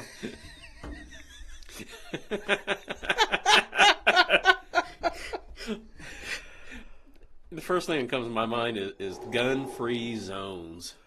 Oh, yeah. Anytime I hear something about guns or the gun-free zones, let's put a little sticker in the window with a little line through it so nobody enters this building with a gun. Like, that's really going to work. If I'm a lunatic and I want to come in your building and shoot up the place, I'm not going to walk through the freaking door, see that little sticker and go, oh, well, darn, I gotta put my gun here. away. It's like, you know, if you just want to stop people from using meth, you know, just make a law that says drugs are illegal. Right. You know, I mean, that's all you got to do. All that sticker does is it's a big bullseye to all these crazy people or whatever else you want to call them that says, go here. There is no opposition for you. You can kill as many people as you want. Just look for the sticker. You know, that's actually something. It's funny you bring that up because I'd actually heard the same thing get brought up with the shooting in the movie theater that was playing the Dark Knight Rises. You know, the guy, you know, because based off of where he lived, his Facebook post, his phone with the GPS, they know what route he took to get to the theater. type of thing. So they were able to track his movements from the point to where him leaving his apartment to the point of going to the theater where he shot the people. He passed, I think, 4 different theaters playing that same movie that did not have guns not allowed sticker on the door, and then finally he came to one that did. Right. And why did he choose that one? Because he knew that was the path of least resistance. Exactly. And You know? that's one of the things that just irks my butt every time somebody talks gun control. Mm-hmm. And truth be told, you know, and on that same point, okay, that if you are a private business and you don't want to allow guns, okay, fine. But I also don't have to patron your store. Exactly. You know, I don't have to put myself at risk just because you're sensitive about the Second Amendment. You know, and of which case, if you are a privately owned business, okay, fine.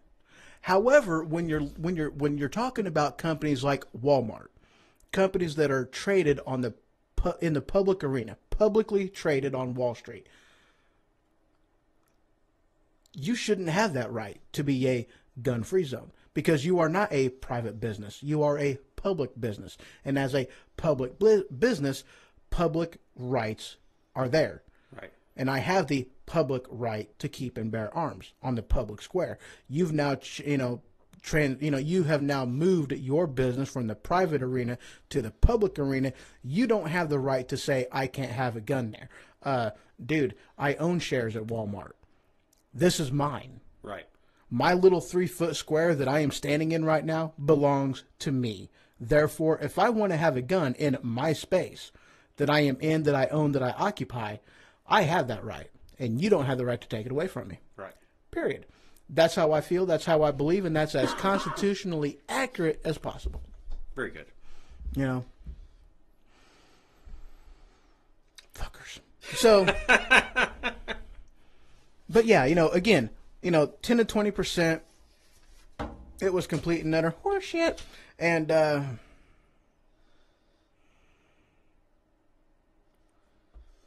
I don't remember what article that was on. Changing gears again. And actually, I think that one, and that one, and I guess we can do that one. Yeah, we'll do this one right quick. And we'll cover this story, and then we'll go ahead and take another break. But this one that I read, I don't need no headline. Yeah, I might as well. Okay. Let's go ahead and go this way. I think it's this way. Yeah, it was this way. All right, so this article came from the Independent Journal Review. It hit the wire about 2 days ago. Headline, Department of Justice unseals identity of FBI informant who claims to have damning video evidence on corruption. And again, this is talking about the Uranium One Deal. Uranium One Deal. Well, it could be both. It probably was. Yes. I mean, somebody got screwed. Right. Yeah. Thank you. But yeah, basically it's one of the things and I was actually I was kind of wondering on if they were going to actually release his name or if they were going to keep it public or keep it private, and I was, in a matter of speaking, especially whenever you talk about the corruption that, the FBI has been enslooned in, since 2009, I was, in a matter of speaking, quite surprised on them allowing him to speak out about it, to, testify about it, that they released a gag order on him. And basically from what he says is that he has video evidence. He has proof of, this basically pay for play thing. Right. I mean, he has legitimate proof. So my question would be, how long before he commits suicide by shooting himself twice in the head? In the back of the head. Right. Yeah. Yeah. I mean, absolutely. And that's why I'm in a surprised that they released that because, you know, again, all they did was paint a huge target on this guy. And I mean,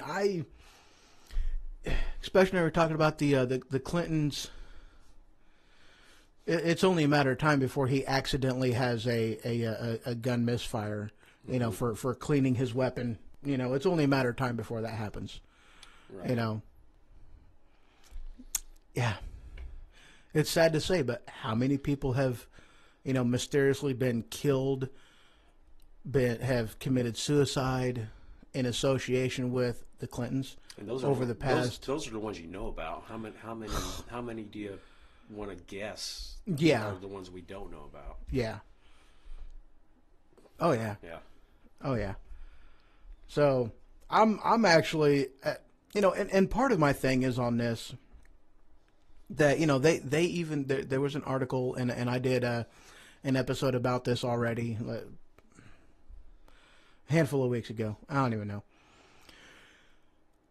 but I was talking about this, and you know, a congressman had admitted that all this stuff that they do in Congress with the congressional hearings and the oversight committee and all this stuff, it's nothing more than them playing politics. Mm-hmm. Because they do not have the authority to prosecute.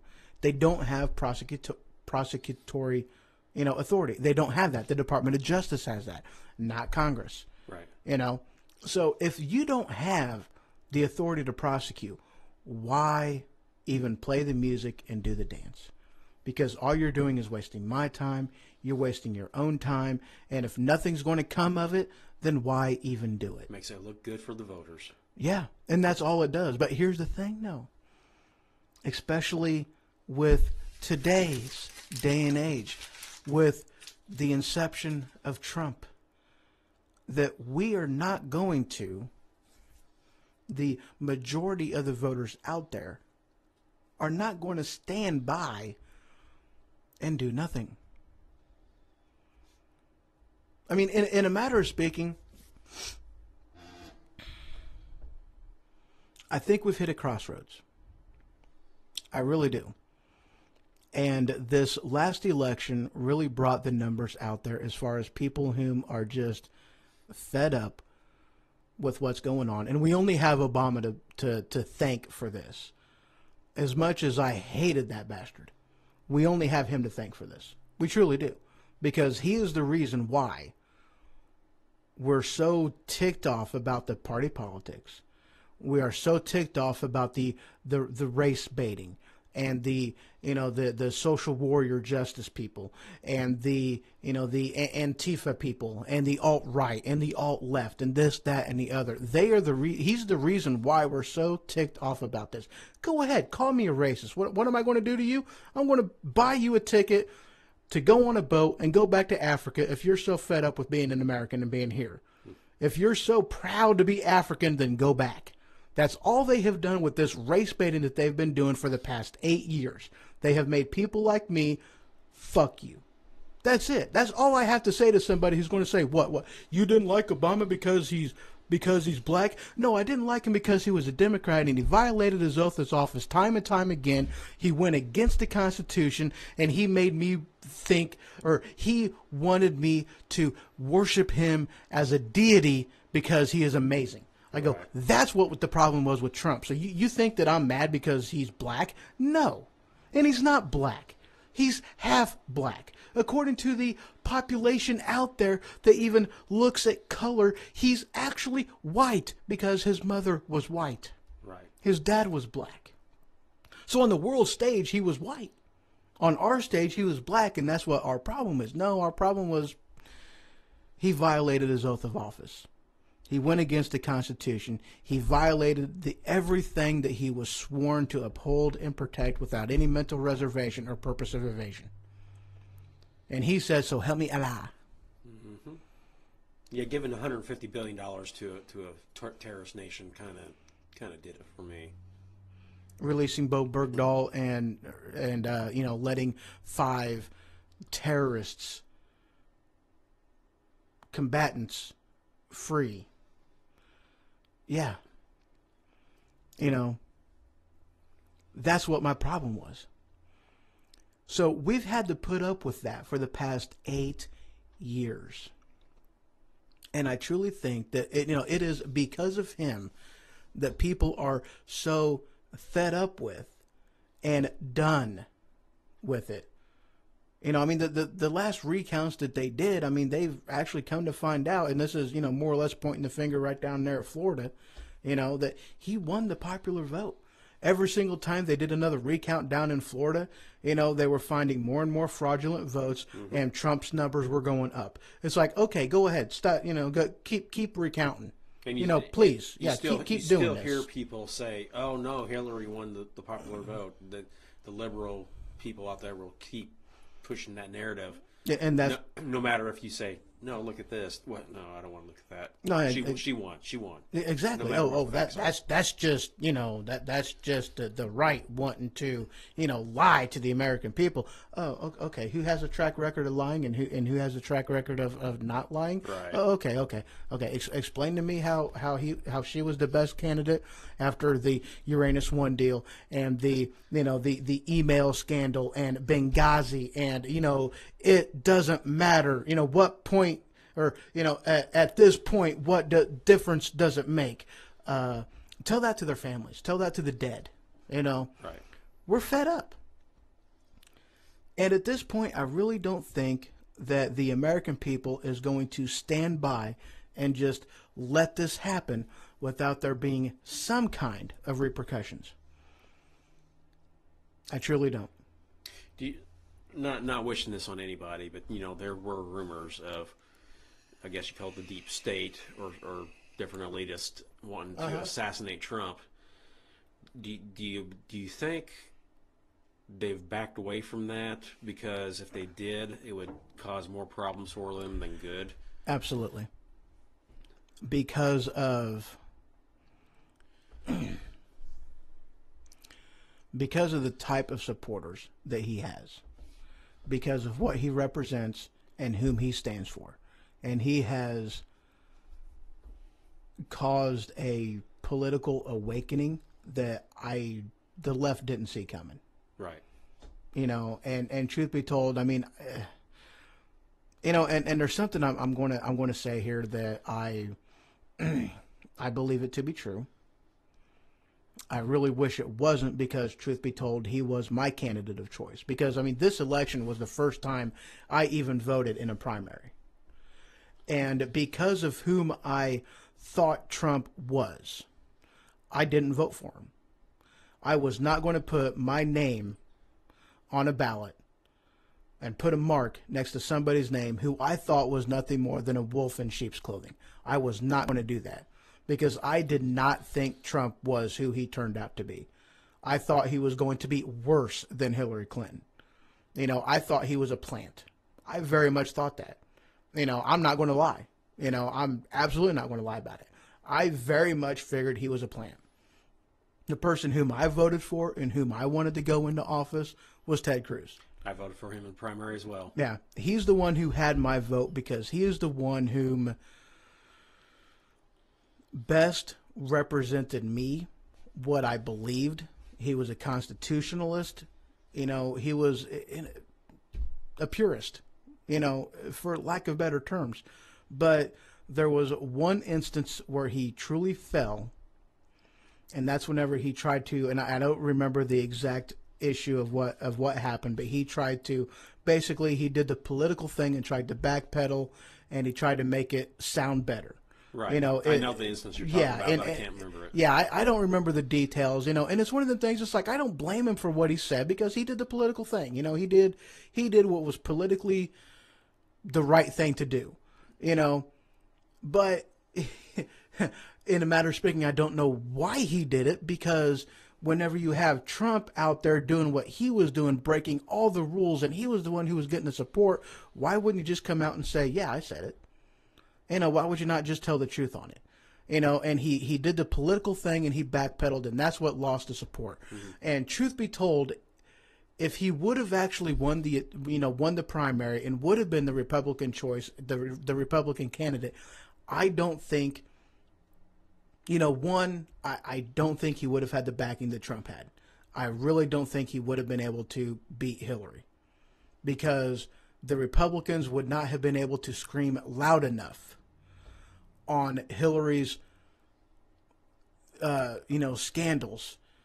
And because of, basically people's view of, Cruz just to be another politician, and that's not what the people wanted. Right. He would have lost voters in the ballot box, and of which case then we wouldn't have won the House, we wouldn't have won the Senate, and we would have lost the White House. We wouldn't have had any of this if Ted Cruz would have been president, and I truly think that. I have to agree with you. Yeah, I hate to say it because he was my man. He was the guy whom I wanted to see in there. He was the best choice to put in there. But overall, that all of us make mistakes. But even Ted Cruz, I still would count him as a good person that we still have in there, though. Oh, hell yeah. I am so glad that he has not backed out of his position and that he is still in the Senate and he is still fighting the good fight. Right. And I still support him. And if he were to, in 2024, if he wants to run, he would make just the best candidate to put in there and do the job and to do it. Yeah, best candidate for the job. Right. I still want to see President Trump in there for 2020. I want him to win, and really right now, and that's one of the things too that the Democratic Party is so they have nobody. They have two choices as far as any type of a presidential nominee. That's it. Mm-hmm. They have the former Vice President Biden. Yeah, the former Vice President. Of which case, he might. I mean, he has some personal issues, which is why he didn't run this last time. Otherwise, he would have gotten the nominee instead of Hillary. And the other person that they have is Michelle Obama. And of which case, she has been, not that I necessarily believe this, but she has been animate on her, I don't want the position. I'm not going to run. I don't want it. And basically, those are the only two people that they even have to put up on the nomination. Yeah. That's it. I heard a rumor that they're trying to also put Hillary back in next time too, which I don't believe she will. That would be if she would lose twice in a row. That would be just. She's already lost twice in a row. Right, but she lost in 2008 and then she lost against Trump. And I mean she's. But I agree with what you're saying. I agree. I think. Their best bet as far as, I'm not saying any of these people are who I'd ever want in there, but as far as their group of people, their best bet would be Biden, I believe, as far as the group of people that they have.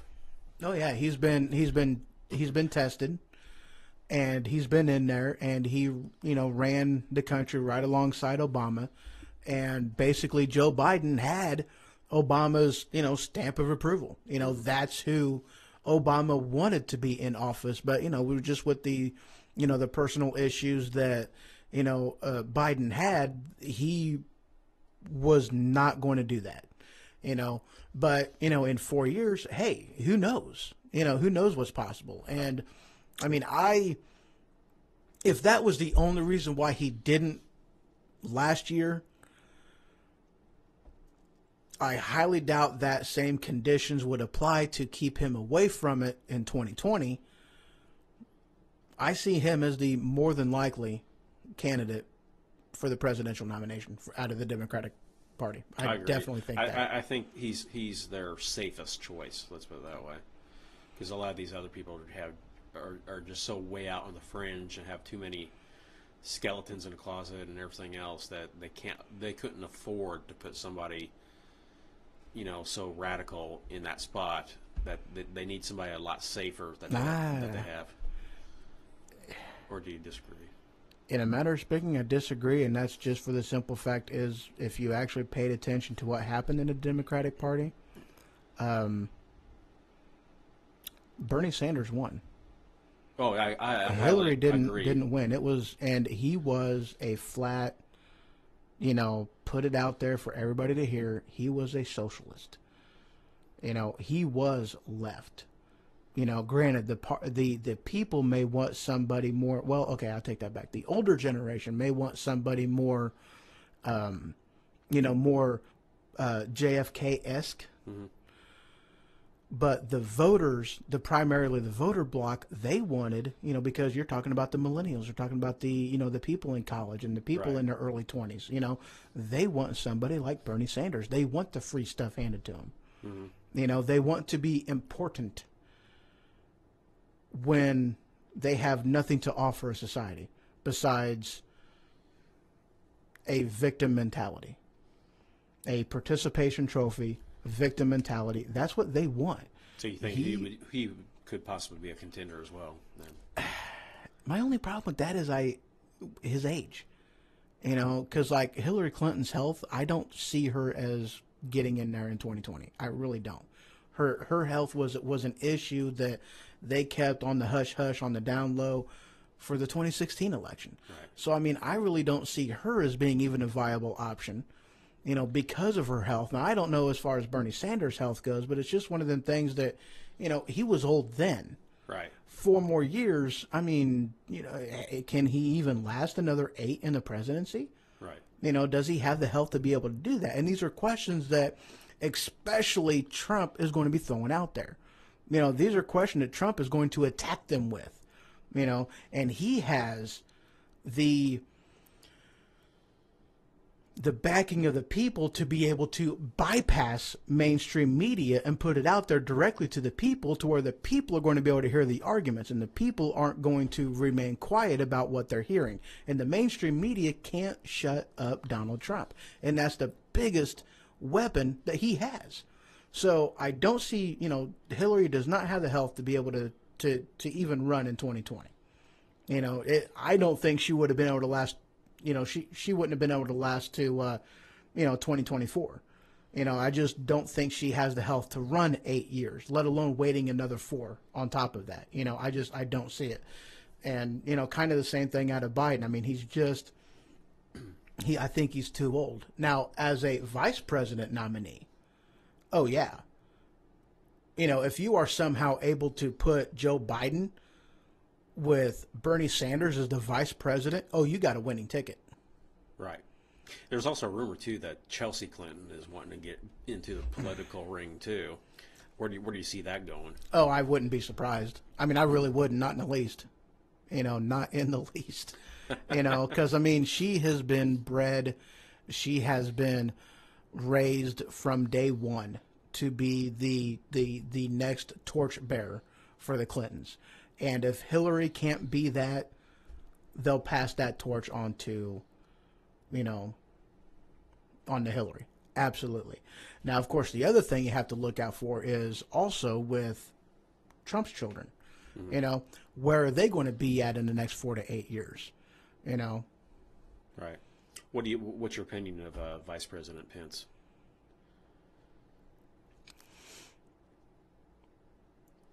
He's only done one thing recently that's really made me go, huh? And that was basically, pulling support from, I forget who it was they were talking about. It might have been Moore or something that was going on, that he was like, I had nothing to do with this, was something that he didn't have anything to do with. So it's like, why even put yourself out there on that? But, really, truth be told, I haven't really heard a whole heck of a lot from him on anything. And that's just kind of the, the vice president isn't anything much other than a figurehead anyway. He doesn't really have any powers. He doesn't really have any, any way to influence change, because all he is a tie-breaking vote in the Senate. That's it. Right. He's the president pro temp of the Senate. That's all he is. Right. So, the vice president, in a matter of speaking, doesn't really have any powers, and I really haven't heard much come out of him. But I liked him. I liked Trump's choice of picking him. He seemed like a good choice, but I really haven't heard, the past year I haven't heard anything out of him, I haven't heard anything about him, right. So I really can't say as if I have an opinion on him. Yeah, I'm just wondering if he'll be after Trump, it'll pass on to him, or if, like you were talking about, is one of his kids going to step up, or somebody else in the Republican Party, or right.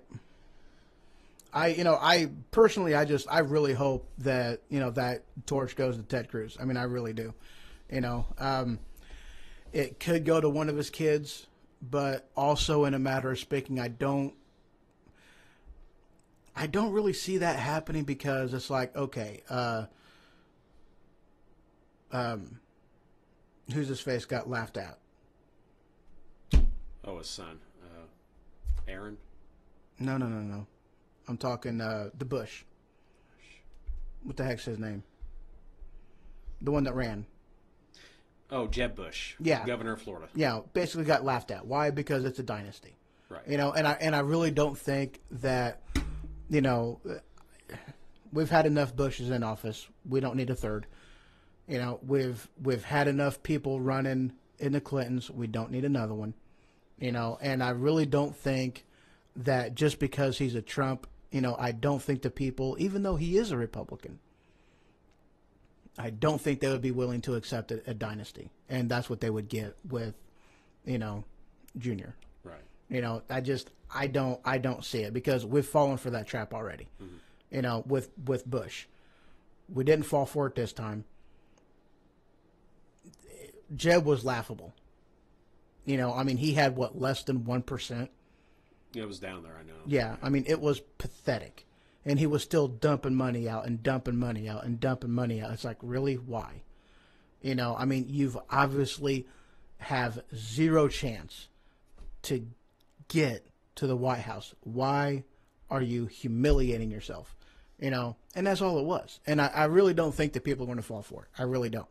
I hope I'm right. Well, see, I don't know enough about his politics. I can't really say that. But I don't really know enough about his politics, enough about where he stands. His daughter almost would be, I would almost say would be a better option than what he would be. But I don't know. I don't like the idea of a dynasty. Right. I really don't. We've already had that once. We don't need it again. We shall see what happens. Mm-hmm. Yep. If we get that far. I think we will. Because if they really make a move to silence him, I think they have figured out that it would end very badly for them. I very much do. If it would have been Hillary, we would be screwed. Right. With him, at least at this point, he's opened up enough people's eyes. He has woken America up. He has woken the right up. And there has been enough voices that, we're fed up. And I think enough people have actually woken up enough to the point to where, yeah. Still, it may only happen by force. I hope not. I definitely don't want to see it. Don't want to be there for it. That's the last thing I want. A diplomatic solution is best.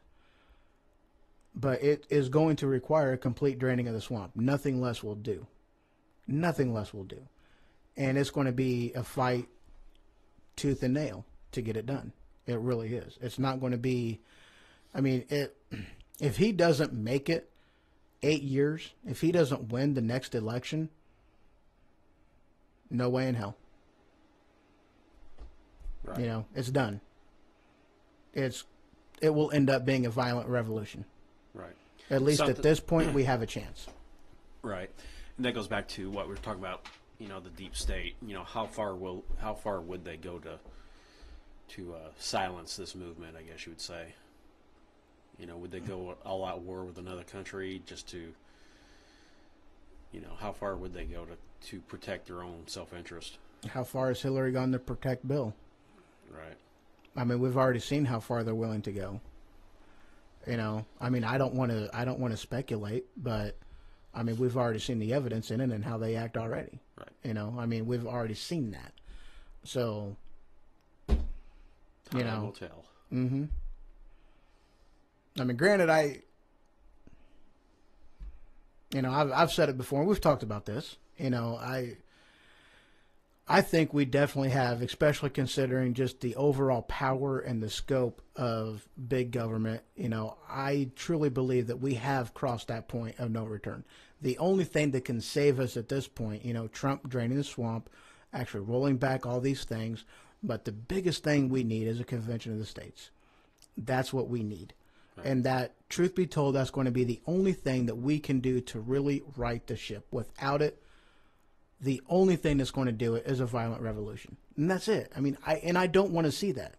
Right. It's going to break apart lives. It's going to break apart families. It's going to destroy the nation for years, for decades. It's going to destroy us. I don't want to see it.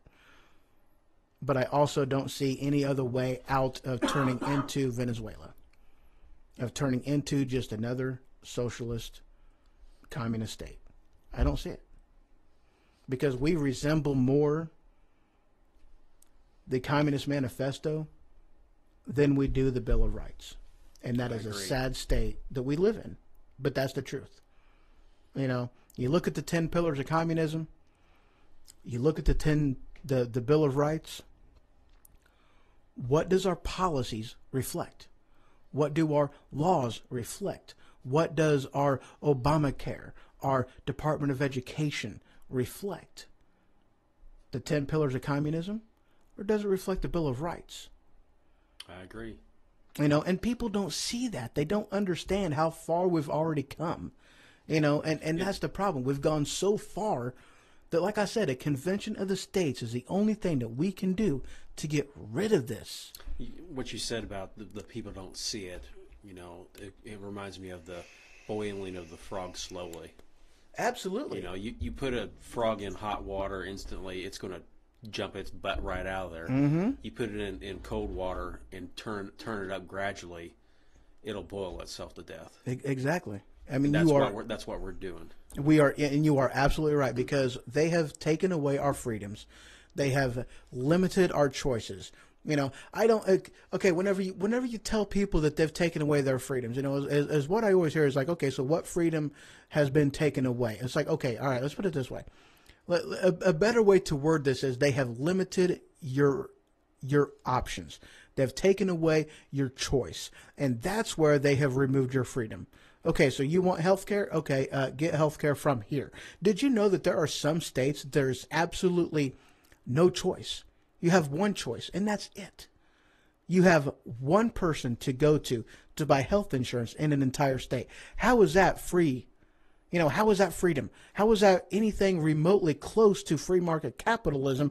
And, the Commerce Clause in the Constitution, that's what it was made for, is being able to purchase things across state lines without being limited within the borders of your own state. Health insurance, car insurance, all that shit. That's what the Commerce Clause is there for. Mm-hmm. So why is it that the government has limited choices? Oh, yeah, that's right, because it was the health insurance companies that lobbied and made those laws and paid off the congressmen in order to vote these things into office. Right, and that's what a lot of people don't understand is, and you talk about this, is a lot of these lobbyists are the ones writing all these laws and then handing them to Congress to pass them. It's like the fox guarding the hen house making the rules. Mm-hmm. Well, it's like, and I've heard this in a movie. It's like, the criminals make all the rules on the street. It's up to the cops to learn them, but you're absolutely right. And that's something that was talked about. I think his name was Hutch Bailey Jr. on the Cold War radio. Good plug to him. He's a good man. I like his show. I like what he does. Him and Wayne Dupree both. But one of the things that he was talking about was, that it is these corporations that write the law and pay the lobbyists to give that law to a congressman to win the support, to, get the sponsorships and the co-sponsorships. And it's not even the legislative branch of government that makes the law. Right. The laws are already written and handed to him by lobbyists, by corporations. It's not written by Congress. And why, that's just one of them aspects that people don't pay attention enough. They don't understand. It's like, I mean, come on. That's one of the reasons why we don't have, an elimination of Obamacare. That's one of the reasons why we don't have an actual, the flat tax and the fair tax plan, because the corporations don't want it, because that's part of the pay for play. Mm-hmm. How can I get the pay for play if the avenue by which I get paid is eliminated? Exactly. And that's one of the reasons why it'll never change. Because the people in power, because the Congress is not smart enough to write these bills. I mean, did you hear the guy who was in there was a military guy that he was talking to, and they had a military base on an island, and the guy was like, be careful on the equipment that you put on one side of the island, because you don't want the thing to flip over. If you put too much weight on one side of that island, it's going to roll right over on you. And this was a senator who votes on laws that limit my freedom, and here he's talking like a stupid punk, thinking that an island is the same thing as a boat, and if you put too much weight on one side, it's going to make it tip over, and you're going to capsize your island. Wow. Exactly. And dude, if I was that general that he was talking to, I would have laughed right in his face. I would have called him the biggest stupid idiot I have ever seen. Go back to 5th grade, because you need to learn something about islands. Wow. Yes. An elected official. Kind of right. You're just talking about the healthcare law, and the first thing pops in my head is Nancy Pelosi. We got to pass this before we can read it. Exactly. Okay. We got to pass something before we find out what's in it. Okay. That worked so well for us last time. Right. And so what do they do? They pass it. Did you guys read it? Probably not. No, it's actually one of them things, and I'm glad you brought that up, because that's something that I had heard a while back ago, is that they did another type of a bill like that. I don't remember what it was about. It was basically like, what's in the bill? You got to pass it to find out. And they were like, they got laughed at. It didn't even make it out of committee. It's like, no, we've fallen for that once. We ain't going to do that again. Right. What's in it? We're not going to tell you. Okay, and you can just go ahead and leave. And that's basically what it amounted to. And it was like, yeah, no. It's like, it's not going to happen. Wow.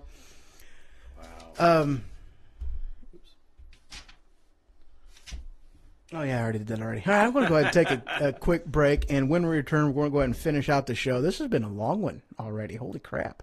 So, all right, quick break. When we return, we got some North Korea news to get into a little bit and touch base on a couple things, and then a potential ISIS threat and a warning for coming up stuff that, be vigilant, be aware, be ready. Do not put yourself into a position to be a victim. So that's what I want to leave you with on this. Couple minutes. Be right back.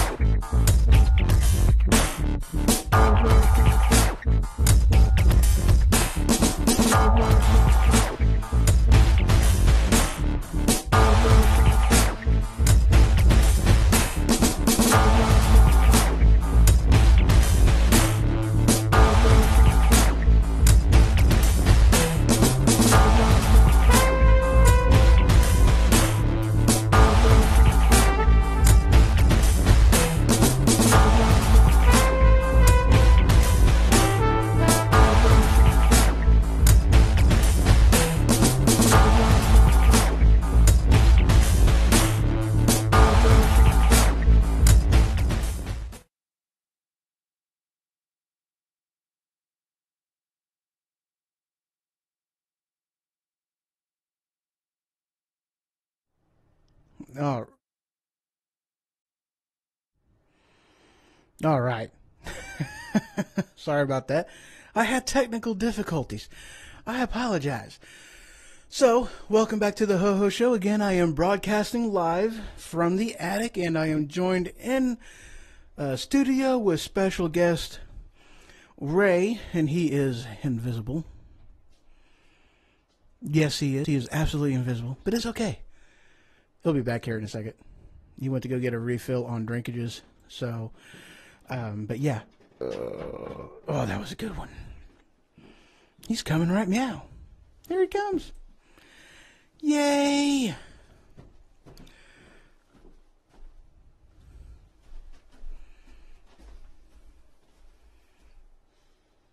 Gracias, senor.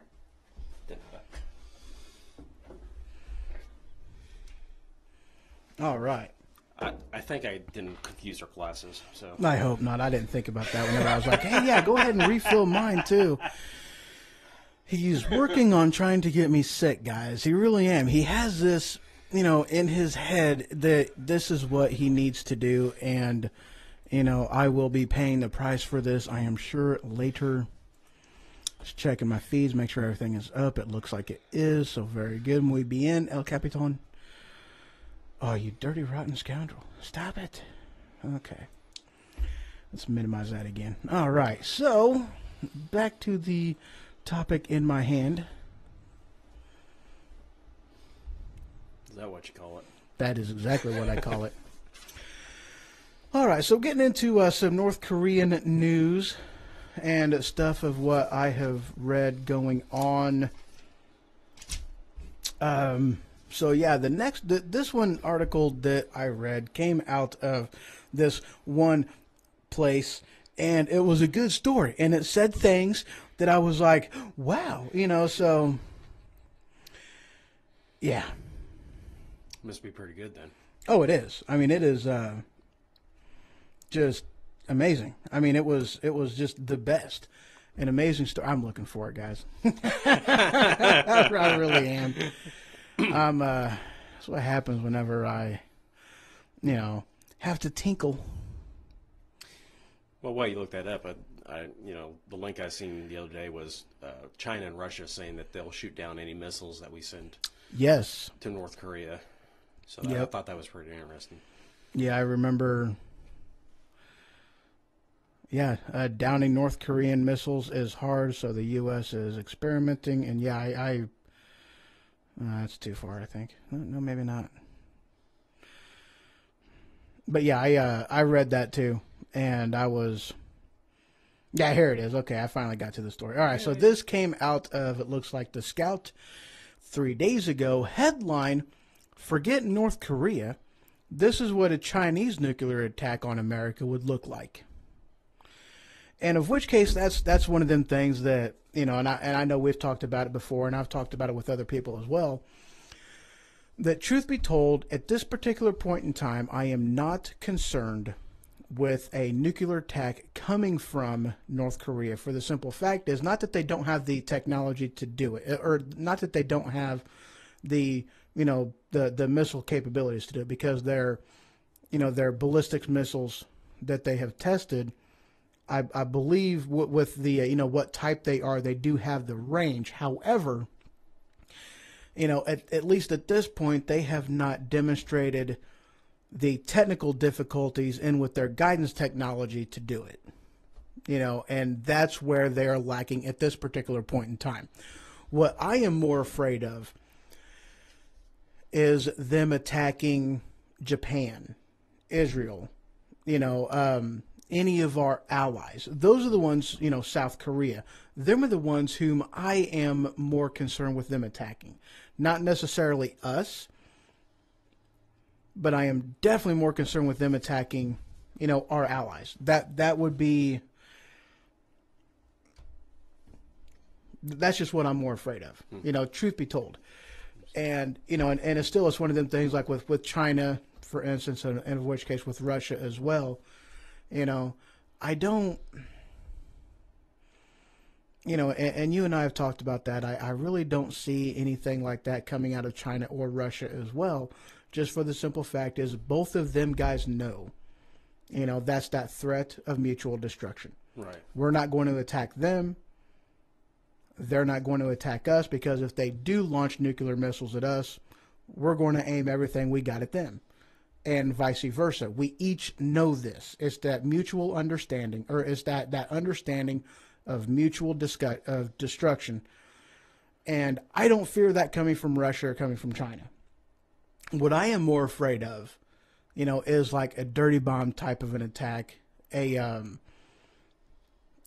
them, or just flat, some type of a ground force, and of which case, I mean, they have a huge number, like with the North Korean's army is actually huge. Their army is huge. They have a very substantial army. If we tried to, like, actually do some type of a ground assault with them, it would be a battle. It'd be a fight.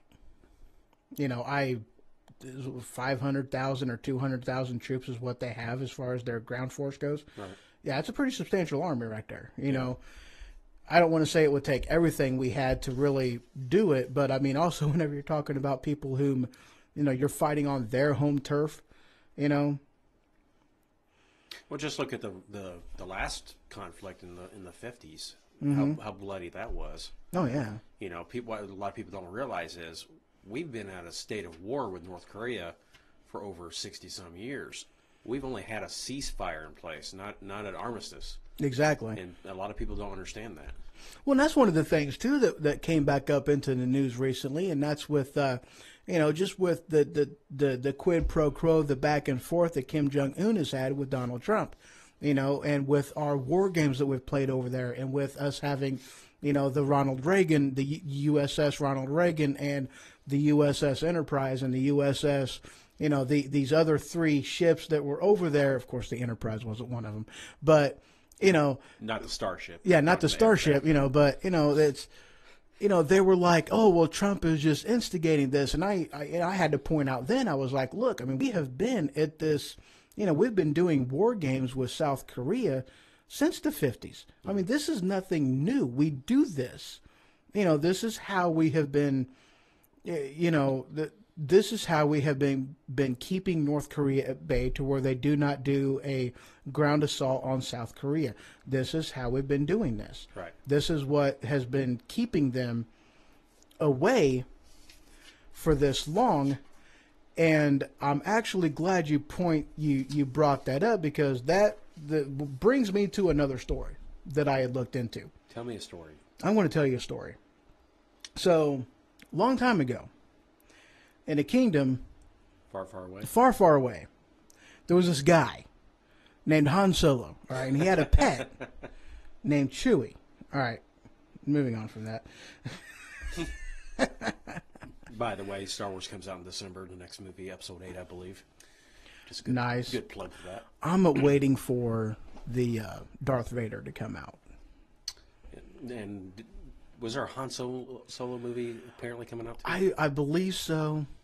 I haven't even seen Rogue One yet. I really haven't. You gotta see Rogue One. I have heard good things about it. To me, why you looked that up, Rogue One is so much better than even Episode 7. It just fits perfectly into the storyline and everything. So if you haven't seen Rogue One, go rent it. Yeah, well, it's actually on Netflix. A good plug for Netflix.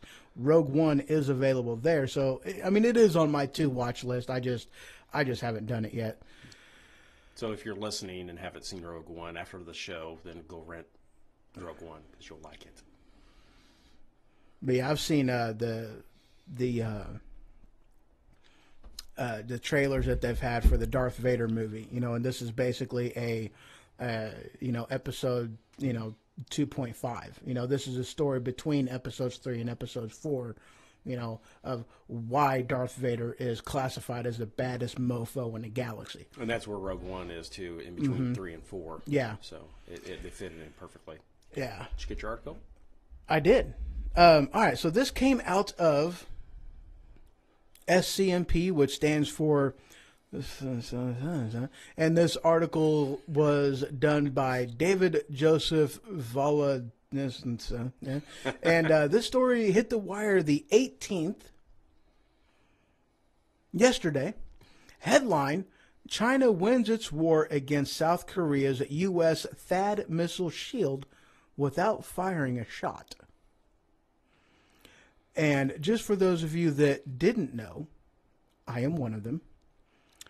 THAAD, T-H-A-A-D, not THAAD Ranger, but T-H-A-A-D stands for Terminal High Altitude Area Defense System.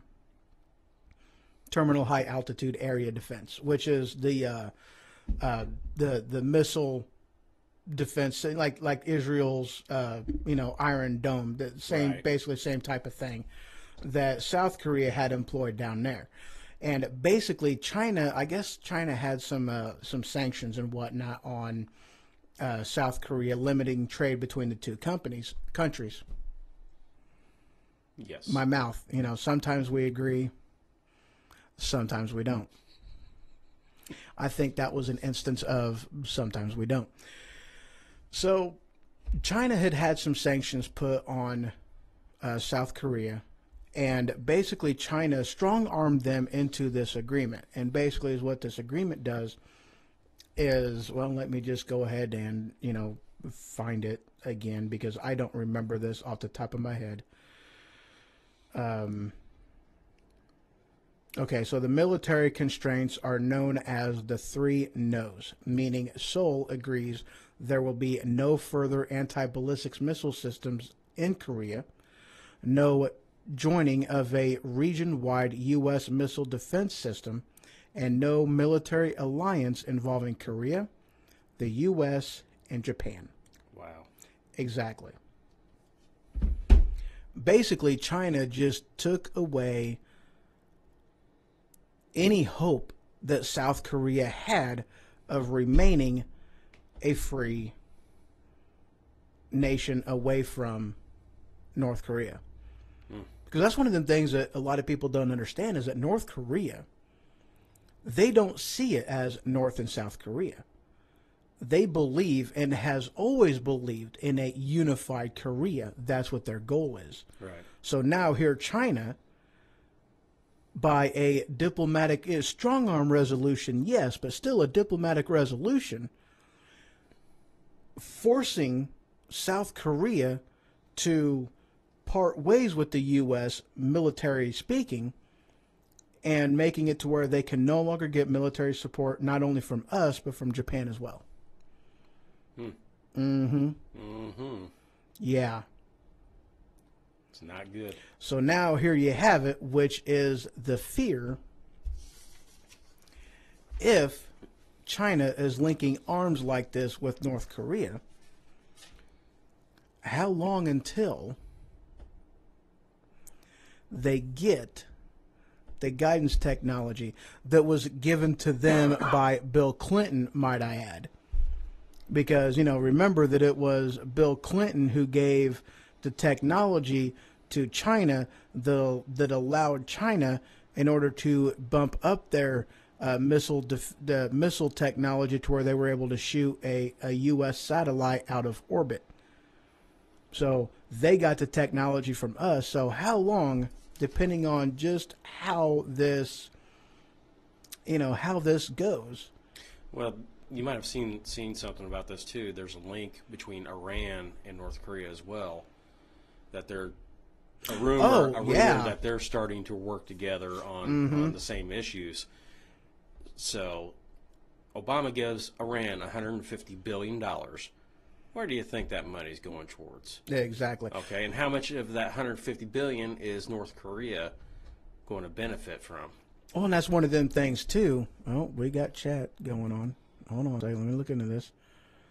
They're listening. it wouldn't, the rumors are that they're all kind of working together for the long term. China, Iran, North Korea, and possibly even Russia. What you got?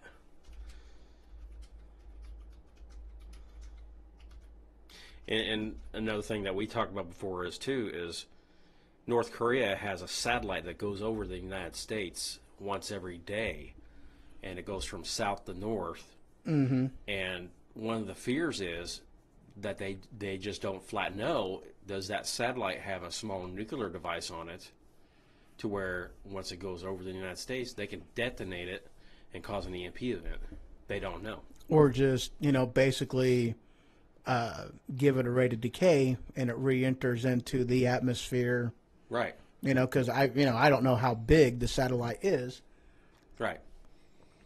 With most smaller satellites, majority of them burn up in the atmosphere to where it's not even an issue anyway. But who knows? I don't even know how big the satellite is. But yeah, yeah, it's a definite. Yeah. Yeah. But I mean, this is one of them things too, and I've talked with people about it before.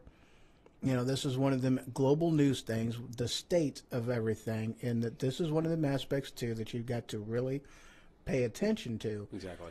People don't understand this. If you actually read, and I don't mean read the history books, I mean do some research into history. There is a difference in what I am saying. But research your history. And if you look at the condition of affairs, the tension between the countries, what was going on, the back alley deals and the treaties and everything else that's been going on before World War II and what's going on now, they would be terrified of the similarities. Mm-hmm. And they would see through the lessons of history that we have already entered into World War III. Right. Where would you say we're at? We're at 1939 or 1940 or 1941? If you had to guess. Because I've seen another report that the doomsday clock and all that, they're saying that we're closer to World War III than what we were during the Cuban Missile Crisis. Oh, yeah. And a lot of people don't understand that either. Yeah. And that's, again, I mean, they don't teach that kind of stuff in history anymore. They really don't. Right. And which is another fallacy of having the government totally involved in what your kids are taught. Mm-hmm. Another failure of the Department of Education. Right. That's a tough one to say because it's one of them things, and you and I have discussed this before in the past. It's one of them things that it is on the verge, and it has been on the verge for a while. And it's one of them things that, the coals are hot. It's just a matter of waiting for a spark. Right. And that's all it's going to take is a small spark, and then it's on. Exactly. And that's the thing, though, and I hate to say it, but with Kim Jong-un, he is that spark. Right. In a matter of speaking, just because of who he is, because of how he was raised and who he thinks he is, how he sees himself. Glad you said that because it goes back to their culture and their mindset of things. They don't think like we do. No. We're basing what we think they're going to do based on what we do or how we think. Exactly. That crazy little guy's got a totally different mindset. And that's what you got to base things on is what goes through their mind, not our mind. Well, and I was having this discussion with another buddy of mine, and I told him, I go, dude, think about it. This guy has been raised as a god. Right. He is worshipped by the people in his country as a god. They can't even get his hair cut without fear of death. I just watched It's stupid and ridiculous, but, it's the truth. And I just watched an episode of Babylon 5 the other day. Mm-hmm. You ever watch the series? It was the episode where the Centauri have this crazy emperor on the throne, and he's willing to sacrifice the whole entire galaxy to go up in flames so he can be a deity and turn into a god. He believes he's going to turn into a god when everything goes up in flames. And that's exactly what I see that little dude in North Korea. He could care less if everything goes up in flames because in his mind, possibly, he believes he's a god, so as soon as everything goes up in flames, he'll be this divine whatever. In a matter of speaking, I think that he believes or he thinks of himself as invincible, because I mean that's the thing of what the point I was getting to was he's been raised, brought up, and worshipped as a god. That does something to your brain. Exactly. It wires you different. You're not thinking logically. Right. You know, you're just not. How could you? I mean, if you were being raised like that, how could you have a logical thought in your head? You know, I mean, think about the kings of Persia. How they acted, how they did things, how many of their own people that they killed because they had a God complex. Right. You know, I mean, look at the evidence in history already. This little man has Napoleon Dynamite syndrome. You gonna eat those tater tots? Vote for Pedro, dang it. You know, but Wolverines. oh God. But I mean, that's just, you know, the guy has Napoleon syndrome anyway. He's got short man syndrome. You know, I mean, yes, Trump has little hand syndrome, but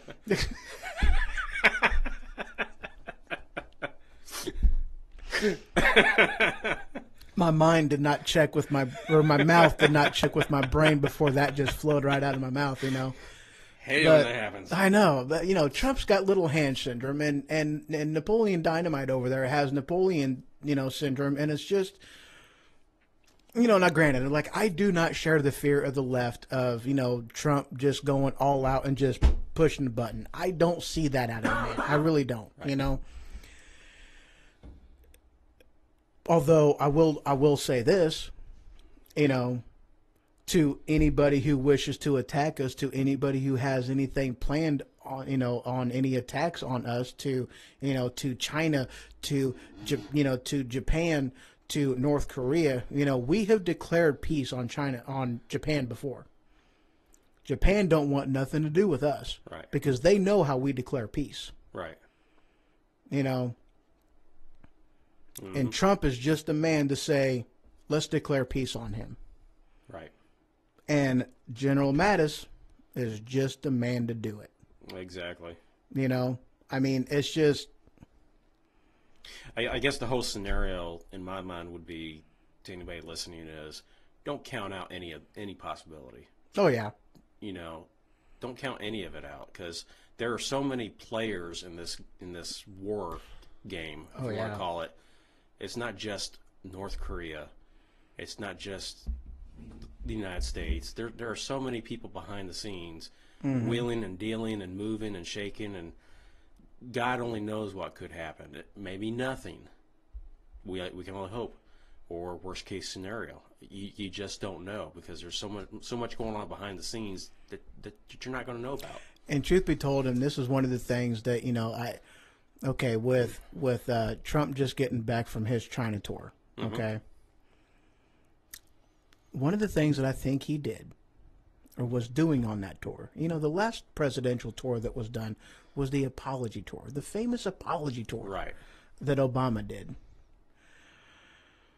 I don't think,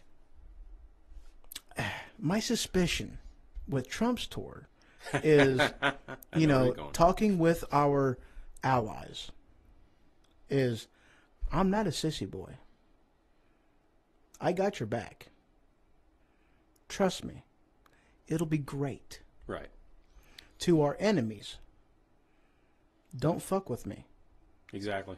I will end you, and I will end you quick, because he has the support of his military in a way that Obama never had. Right. He has the support of the military. The military respect to a fault Mattis. They will follow them into battle. If he stays true to his word, if he honors the military will honor and will do anything for that man, because they believe in what he stands for. They believe in the strength of America. They believe in what makes this country different from all other countries. They believe that, and they have not had a leader worth their loyalty for 8 years. I think when Trump put Mattis in there, that was one of the greatest moments we've seen in quite Absolutely. a long time. Absolutely. You know, so I think whenever he was talking to countries like China, whenever he was talking to them, to Russia, it was, you know, we're not screwing around. I'm not Obama. Right. I'm not going to fuck around.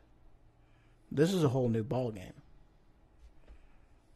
You know, and truth be told, that's what I think was getting whispered when you see them pictures of him holding Putin's hand. I dare you. Right. You know, the smile was on Trump's face. The smile wasn't so much on Putin's. Yeah. You know. Kind of like a Dirty Harry moment. Yeah, go ahead, punk. Make my day. You know, but that would not surprise me coming out of the mouth of Trump. It really wouldn't, because that's what we need as a leader that has the balls, the intestinal fortitude, the brass set of nuts to say what needs to be said to those whom have pushed us around for years. Mm-hmm. You know, the people whom got so used to the Obama era and the Obama reign, you know, him being on the Iron Throne was a bad thing.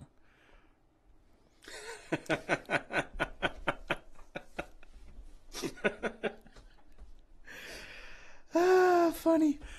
So yeah, you know, but that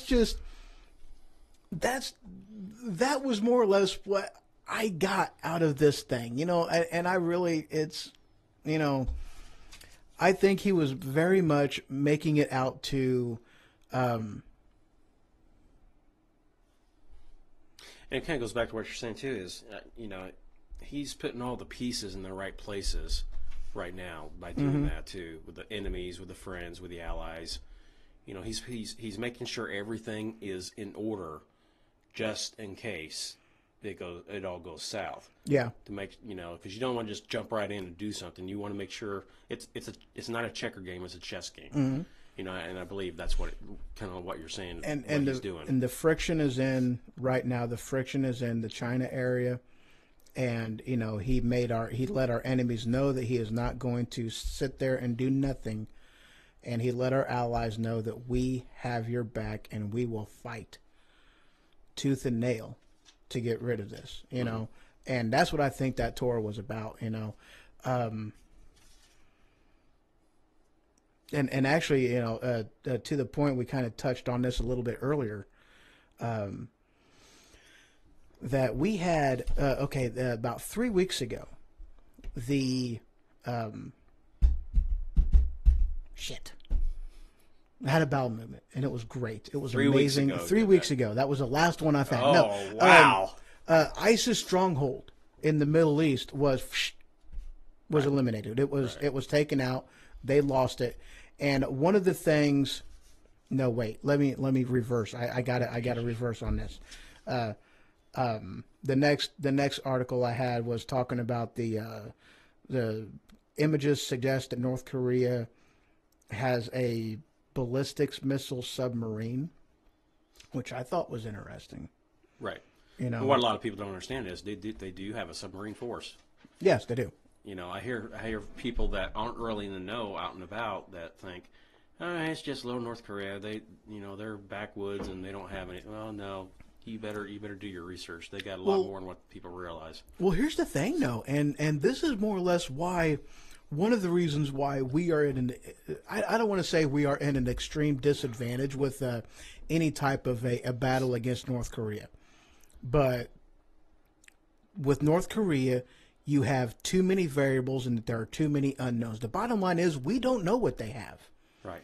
We don't know the size of their actual military force. We don't know the actual size of their special forces. We don't know the size of their artillery forces. We don't know what type of nukes they have, how many they have, where they're at. We have suspicions, but we don't know. Or who's helping them and what, and who's helping them with what. Mm-hmm. You know. So I mean, there's too many variables, and that's the problem with North Korea. You know, so I mean, any fight we go into with them, any battle we go into, we're basically going in blind. You know, they know what they're dealing with. Mm-hmm. Truth be told, we have no clue what we're dealing with. Right.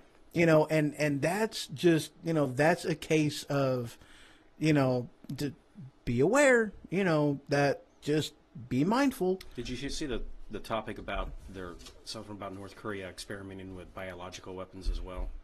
Well, that wouldn't surprise me. I haven't, but that doesn't surprise me. Yeah, and that goes back to what I was saying. Oh, Yeah, who's helping them with that too? Okay, did you hear about the defector that was shot several times trying to defect through the demilitarized zone into South Korea? No. Okay. I didn't see that one. Well, there was a guy in the military who defected from North Korea and fled into South Korea, and they shot at him and they killed him. South Koreans opened him up and they found parasites in him. And there was, I don't know how many there were, but they basically said that his body was just riddled with parasites. And there's one of them in particular that they were like, dude, we've never seen this out of, North Korea. It's like, we don't know where this came from. We have no clue. Wow. Yeah. So you might be onto something there. Right. It goes back to, we don't know who's helping North Korea with what. Mm-hmm. There's a lot of players behind the scenes. It's not just North Korea. Absolutely. Absolutely. So going back to where I started to go to, talking about ISIS, okay, mm-hmm. and with them moving now here's one of the things is that basically from what our intelligence has reported, that our intelligence has shared with us, that one of the things that ISIS is doing is that they are moving their resources to the U.S., and they are planning an attack that is going to basically just put to shame, what happened on 9/11. Mm-hmm. Okay, and that's more or less what the buzz is. That's what the scuttlebutt is. So, and I had read yesterday, and I don't even know when this came about, but it doesn't matter. I'll post it on my website. But ISIS is planning an attack. My assumption is Christmas, because it is called Christmas blood, and apparently the hard target is the Vatican. Wow. Yeah. Does that kind of go with the paragraph about the city with seven hills or something like that burning up? Well, that's one of them things. I mean, when you're talking about, the end of days, Armageddon, mm-hmm. I've said it once and I'll say it again. The fact of the matter is, Armageddon is going to be a fight between the two sons of Abraham. Right. The legitimate child, and of which you're talking, the Jewish people. Isaac. Right. Because he was the legitimate child of Abraham, and Isaac is the father of Judaism. That's where the whole thing came from. Mm-hmm. That was the father of Judaism. And then you also had Ishmael, right, the father of Islam. Right. Yeah. So I mean, it's the pieces are fitting together in this in a way that it's like, and that's the thing, the Bible says that you may not know you're not going to know the date, you're not going to know the time, but the Bible is clear that, these things will be going on. It will tell you, keep an eye out for this. And this is just one more of the keep an eye out, keep an eye out. Have your shit packed, have your shit ready, keep it by the door, keep it there, keep it with you, because when the time comes, you ain't got time to do nothing but go. And when I say go for the hills. Right. I mean, that's one of them things, war's coming, a religious war's coming, and this sucker's been on the verge, and you got to thank Obama again for this one, because it was, his policies that took out the strong-armed dictators in the, in the Middle East, that allowed the vacuum that gave ISIS the power, which has brought about this. Right. And we've talked about this before, and I strongly believe this is when the crap hits the fan on one issue, it's going to be like dominoes. It's going to be boom, boom, boom, boom, boom. Mm-hmm. Absolutely. And, although personally with me, as far as, an American type of an assault. I don't see, now this is solely coming from ISIS, okay? I really don't see anything happening on Christmas. I really don't. Just for the simple fact is there's not any type of a unified soft target that they can really hit. Because when you're talking Christmas, most people are homes. I mean, unless they do some type of a bridge or possibly even an attack on an airport, that is possible. But what I think would be a more likely day and place that you better be aware, you better be vigilant, you better be mindful, unlike you have ever been mindful on this day before. And this is because of them losing their stronghold in the Middle East, and that is Times Square, New Year's Eve, 12:01 a.m. That's or New Year's Day, 12:01 a.m. One thing I thought about too, and either it be ISIS, Antifa, or either one wannabes, or a lot of lone wolf attacks. Mm-hmm. Even possibly on the Black Friday sales.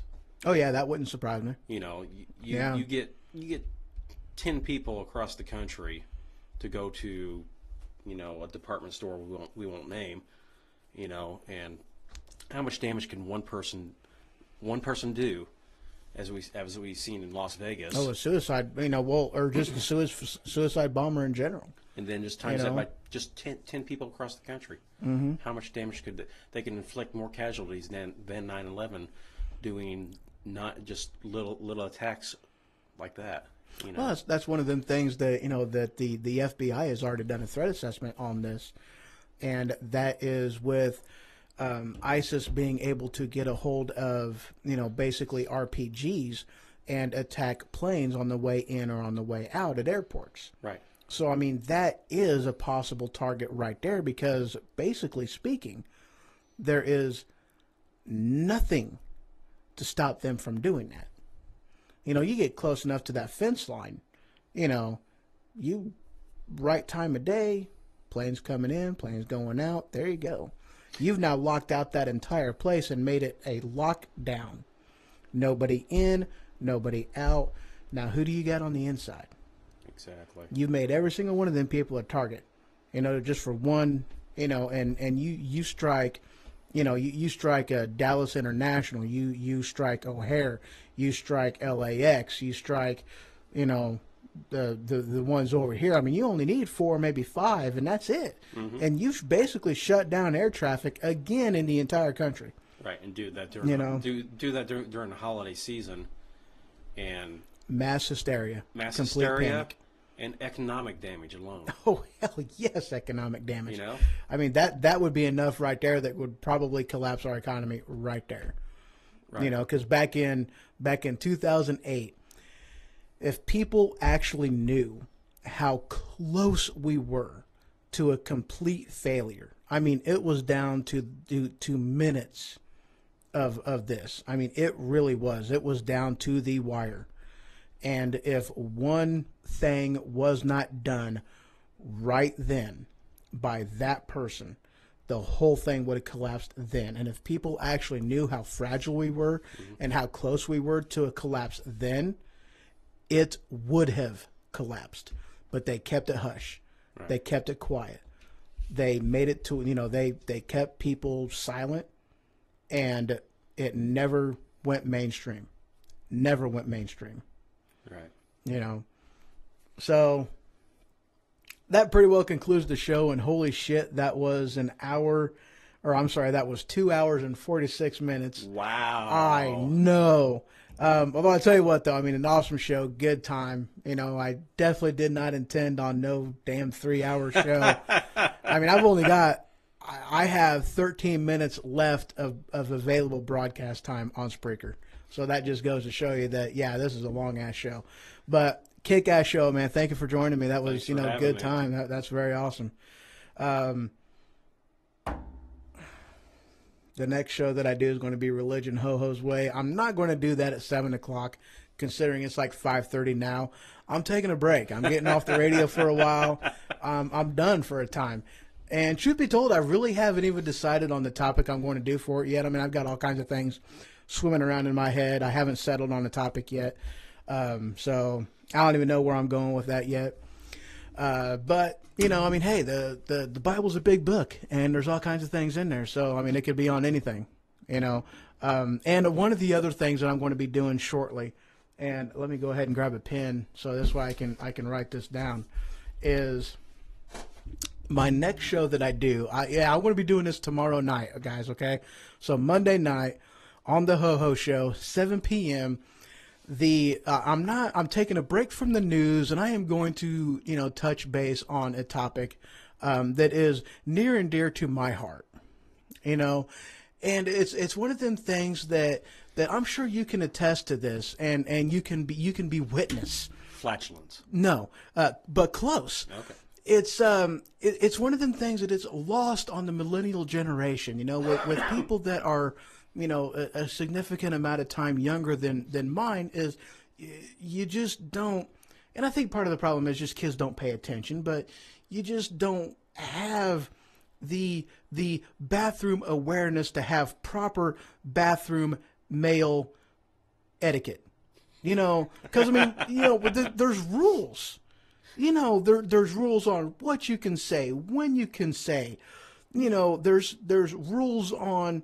you know, which urinal you use. And I mean, there's, you know, eye location, you know, I mean, there are so many rules associated with it that, you know, and different rules for trough versus stalls, you know, divided stalls versus open stalls. So, I mean, there's so many rules out, you know, and if you don't have that awareness of proper bathroom etiquette, you know, where else are you going to get it? Yeah, that's a good point. So I'm going to put out my public service announcement as far as with bathroom etiquette, and also letting people know that, you know, if you turn your hand around, it feels like somebody else is doing it, especially if you're talking about the stranger. You know, it's a good time. I tried to keep a straight face on that. It didn't happen. So that's what tomorrow's show is going to be about. So definitely join in. Sorry, you're trying to say that tomorrow's show might be a little crappy? It might put somebody in a pissy mood. Oh, okay. You know, and I also have a good story on that, revolving a journey that a buddy of mine and I took to Macon Speedway, involving something that happened.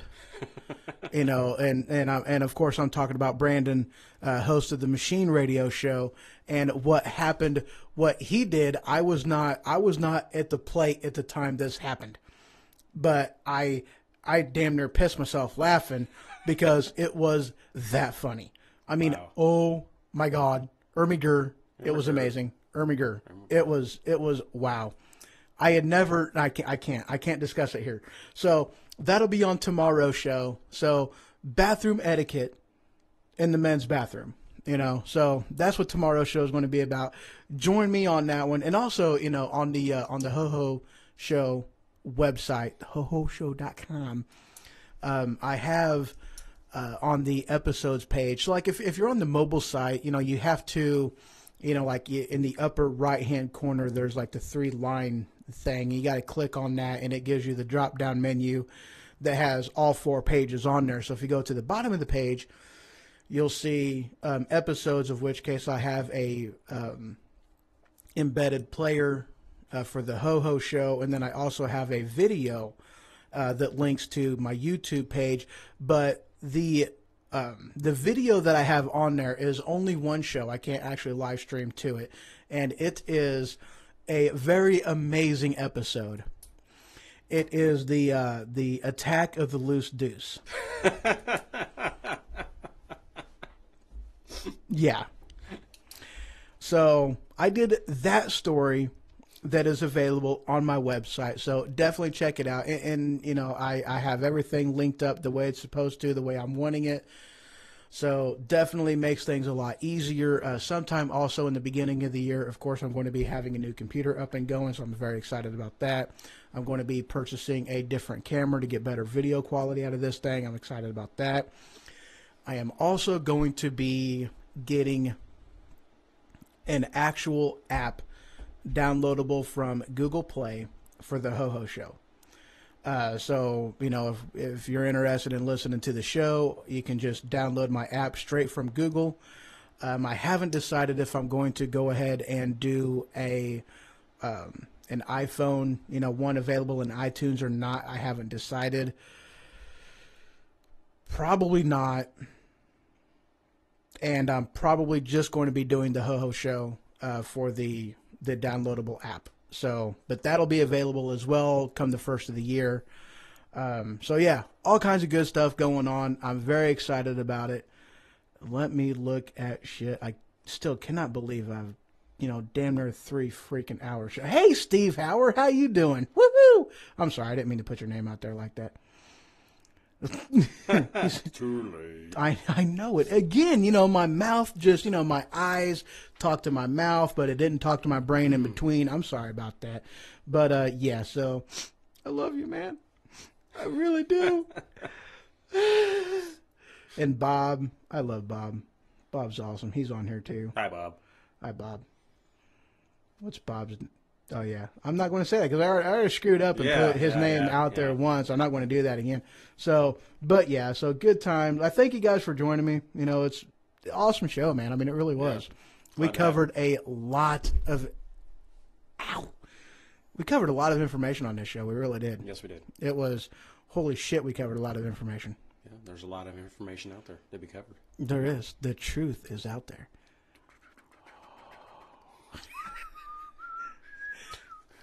I couldn't remember the theme. I couldn't remember the tunage. That was awesome. So, all right, guys. I'm going to call her quits. Yeah. 2 hours and 55 minutes. Holy shit. That was awesome. Good time. All right, guys. Thank you very much for joining. Thank you for being part of the show. I hope you guys had as much fun in this as we did. It was a good time. So, all right. Take it easy, guys. Bye-bye.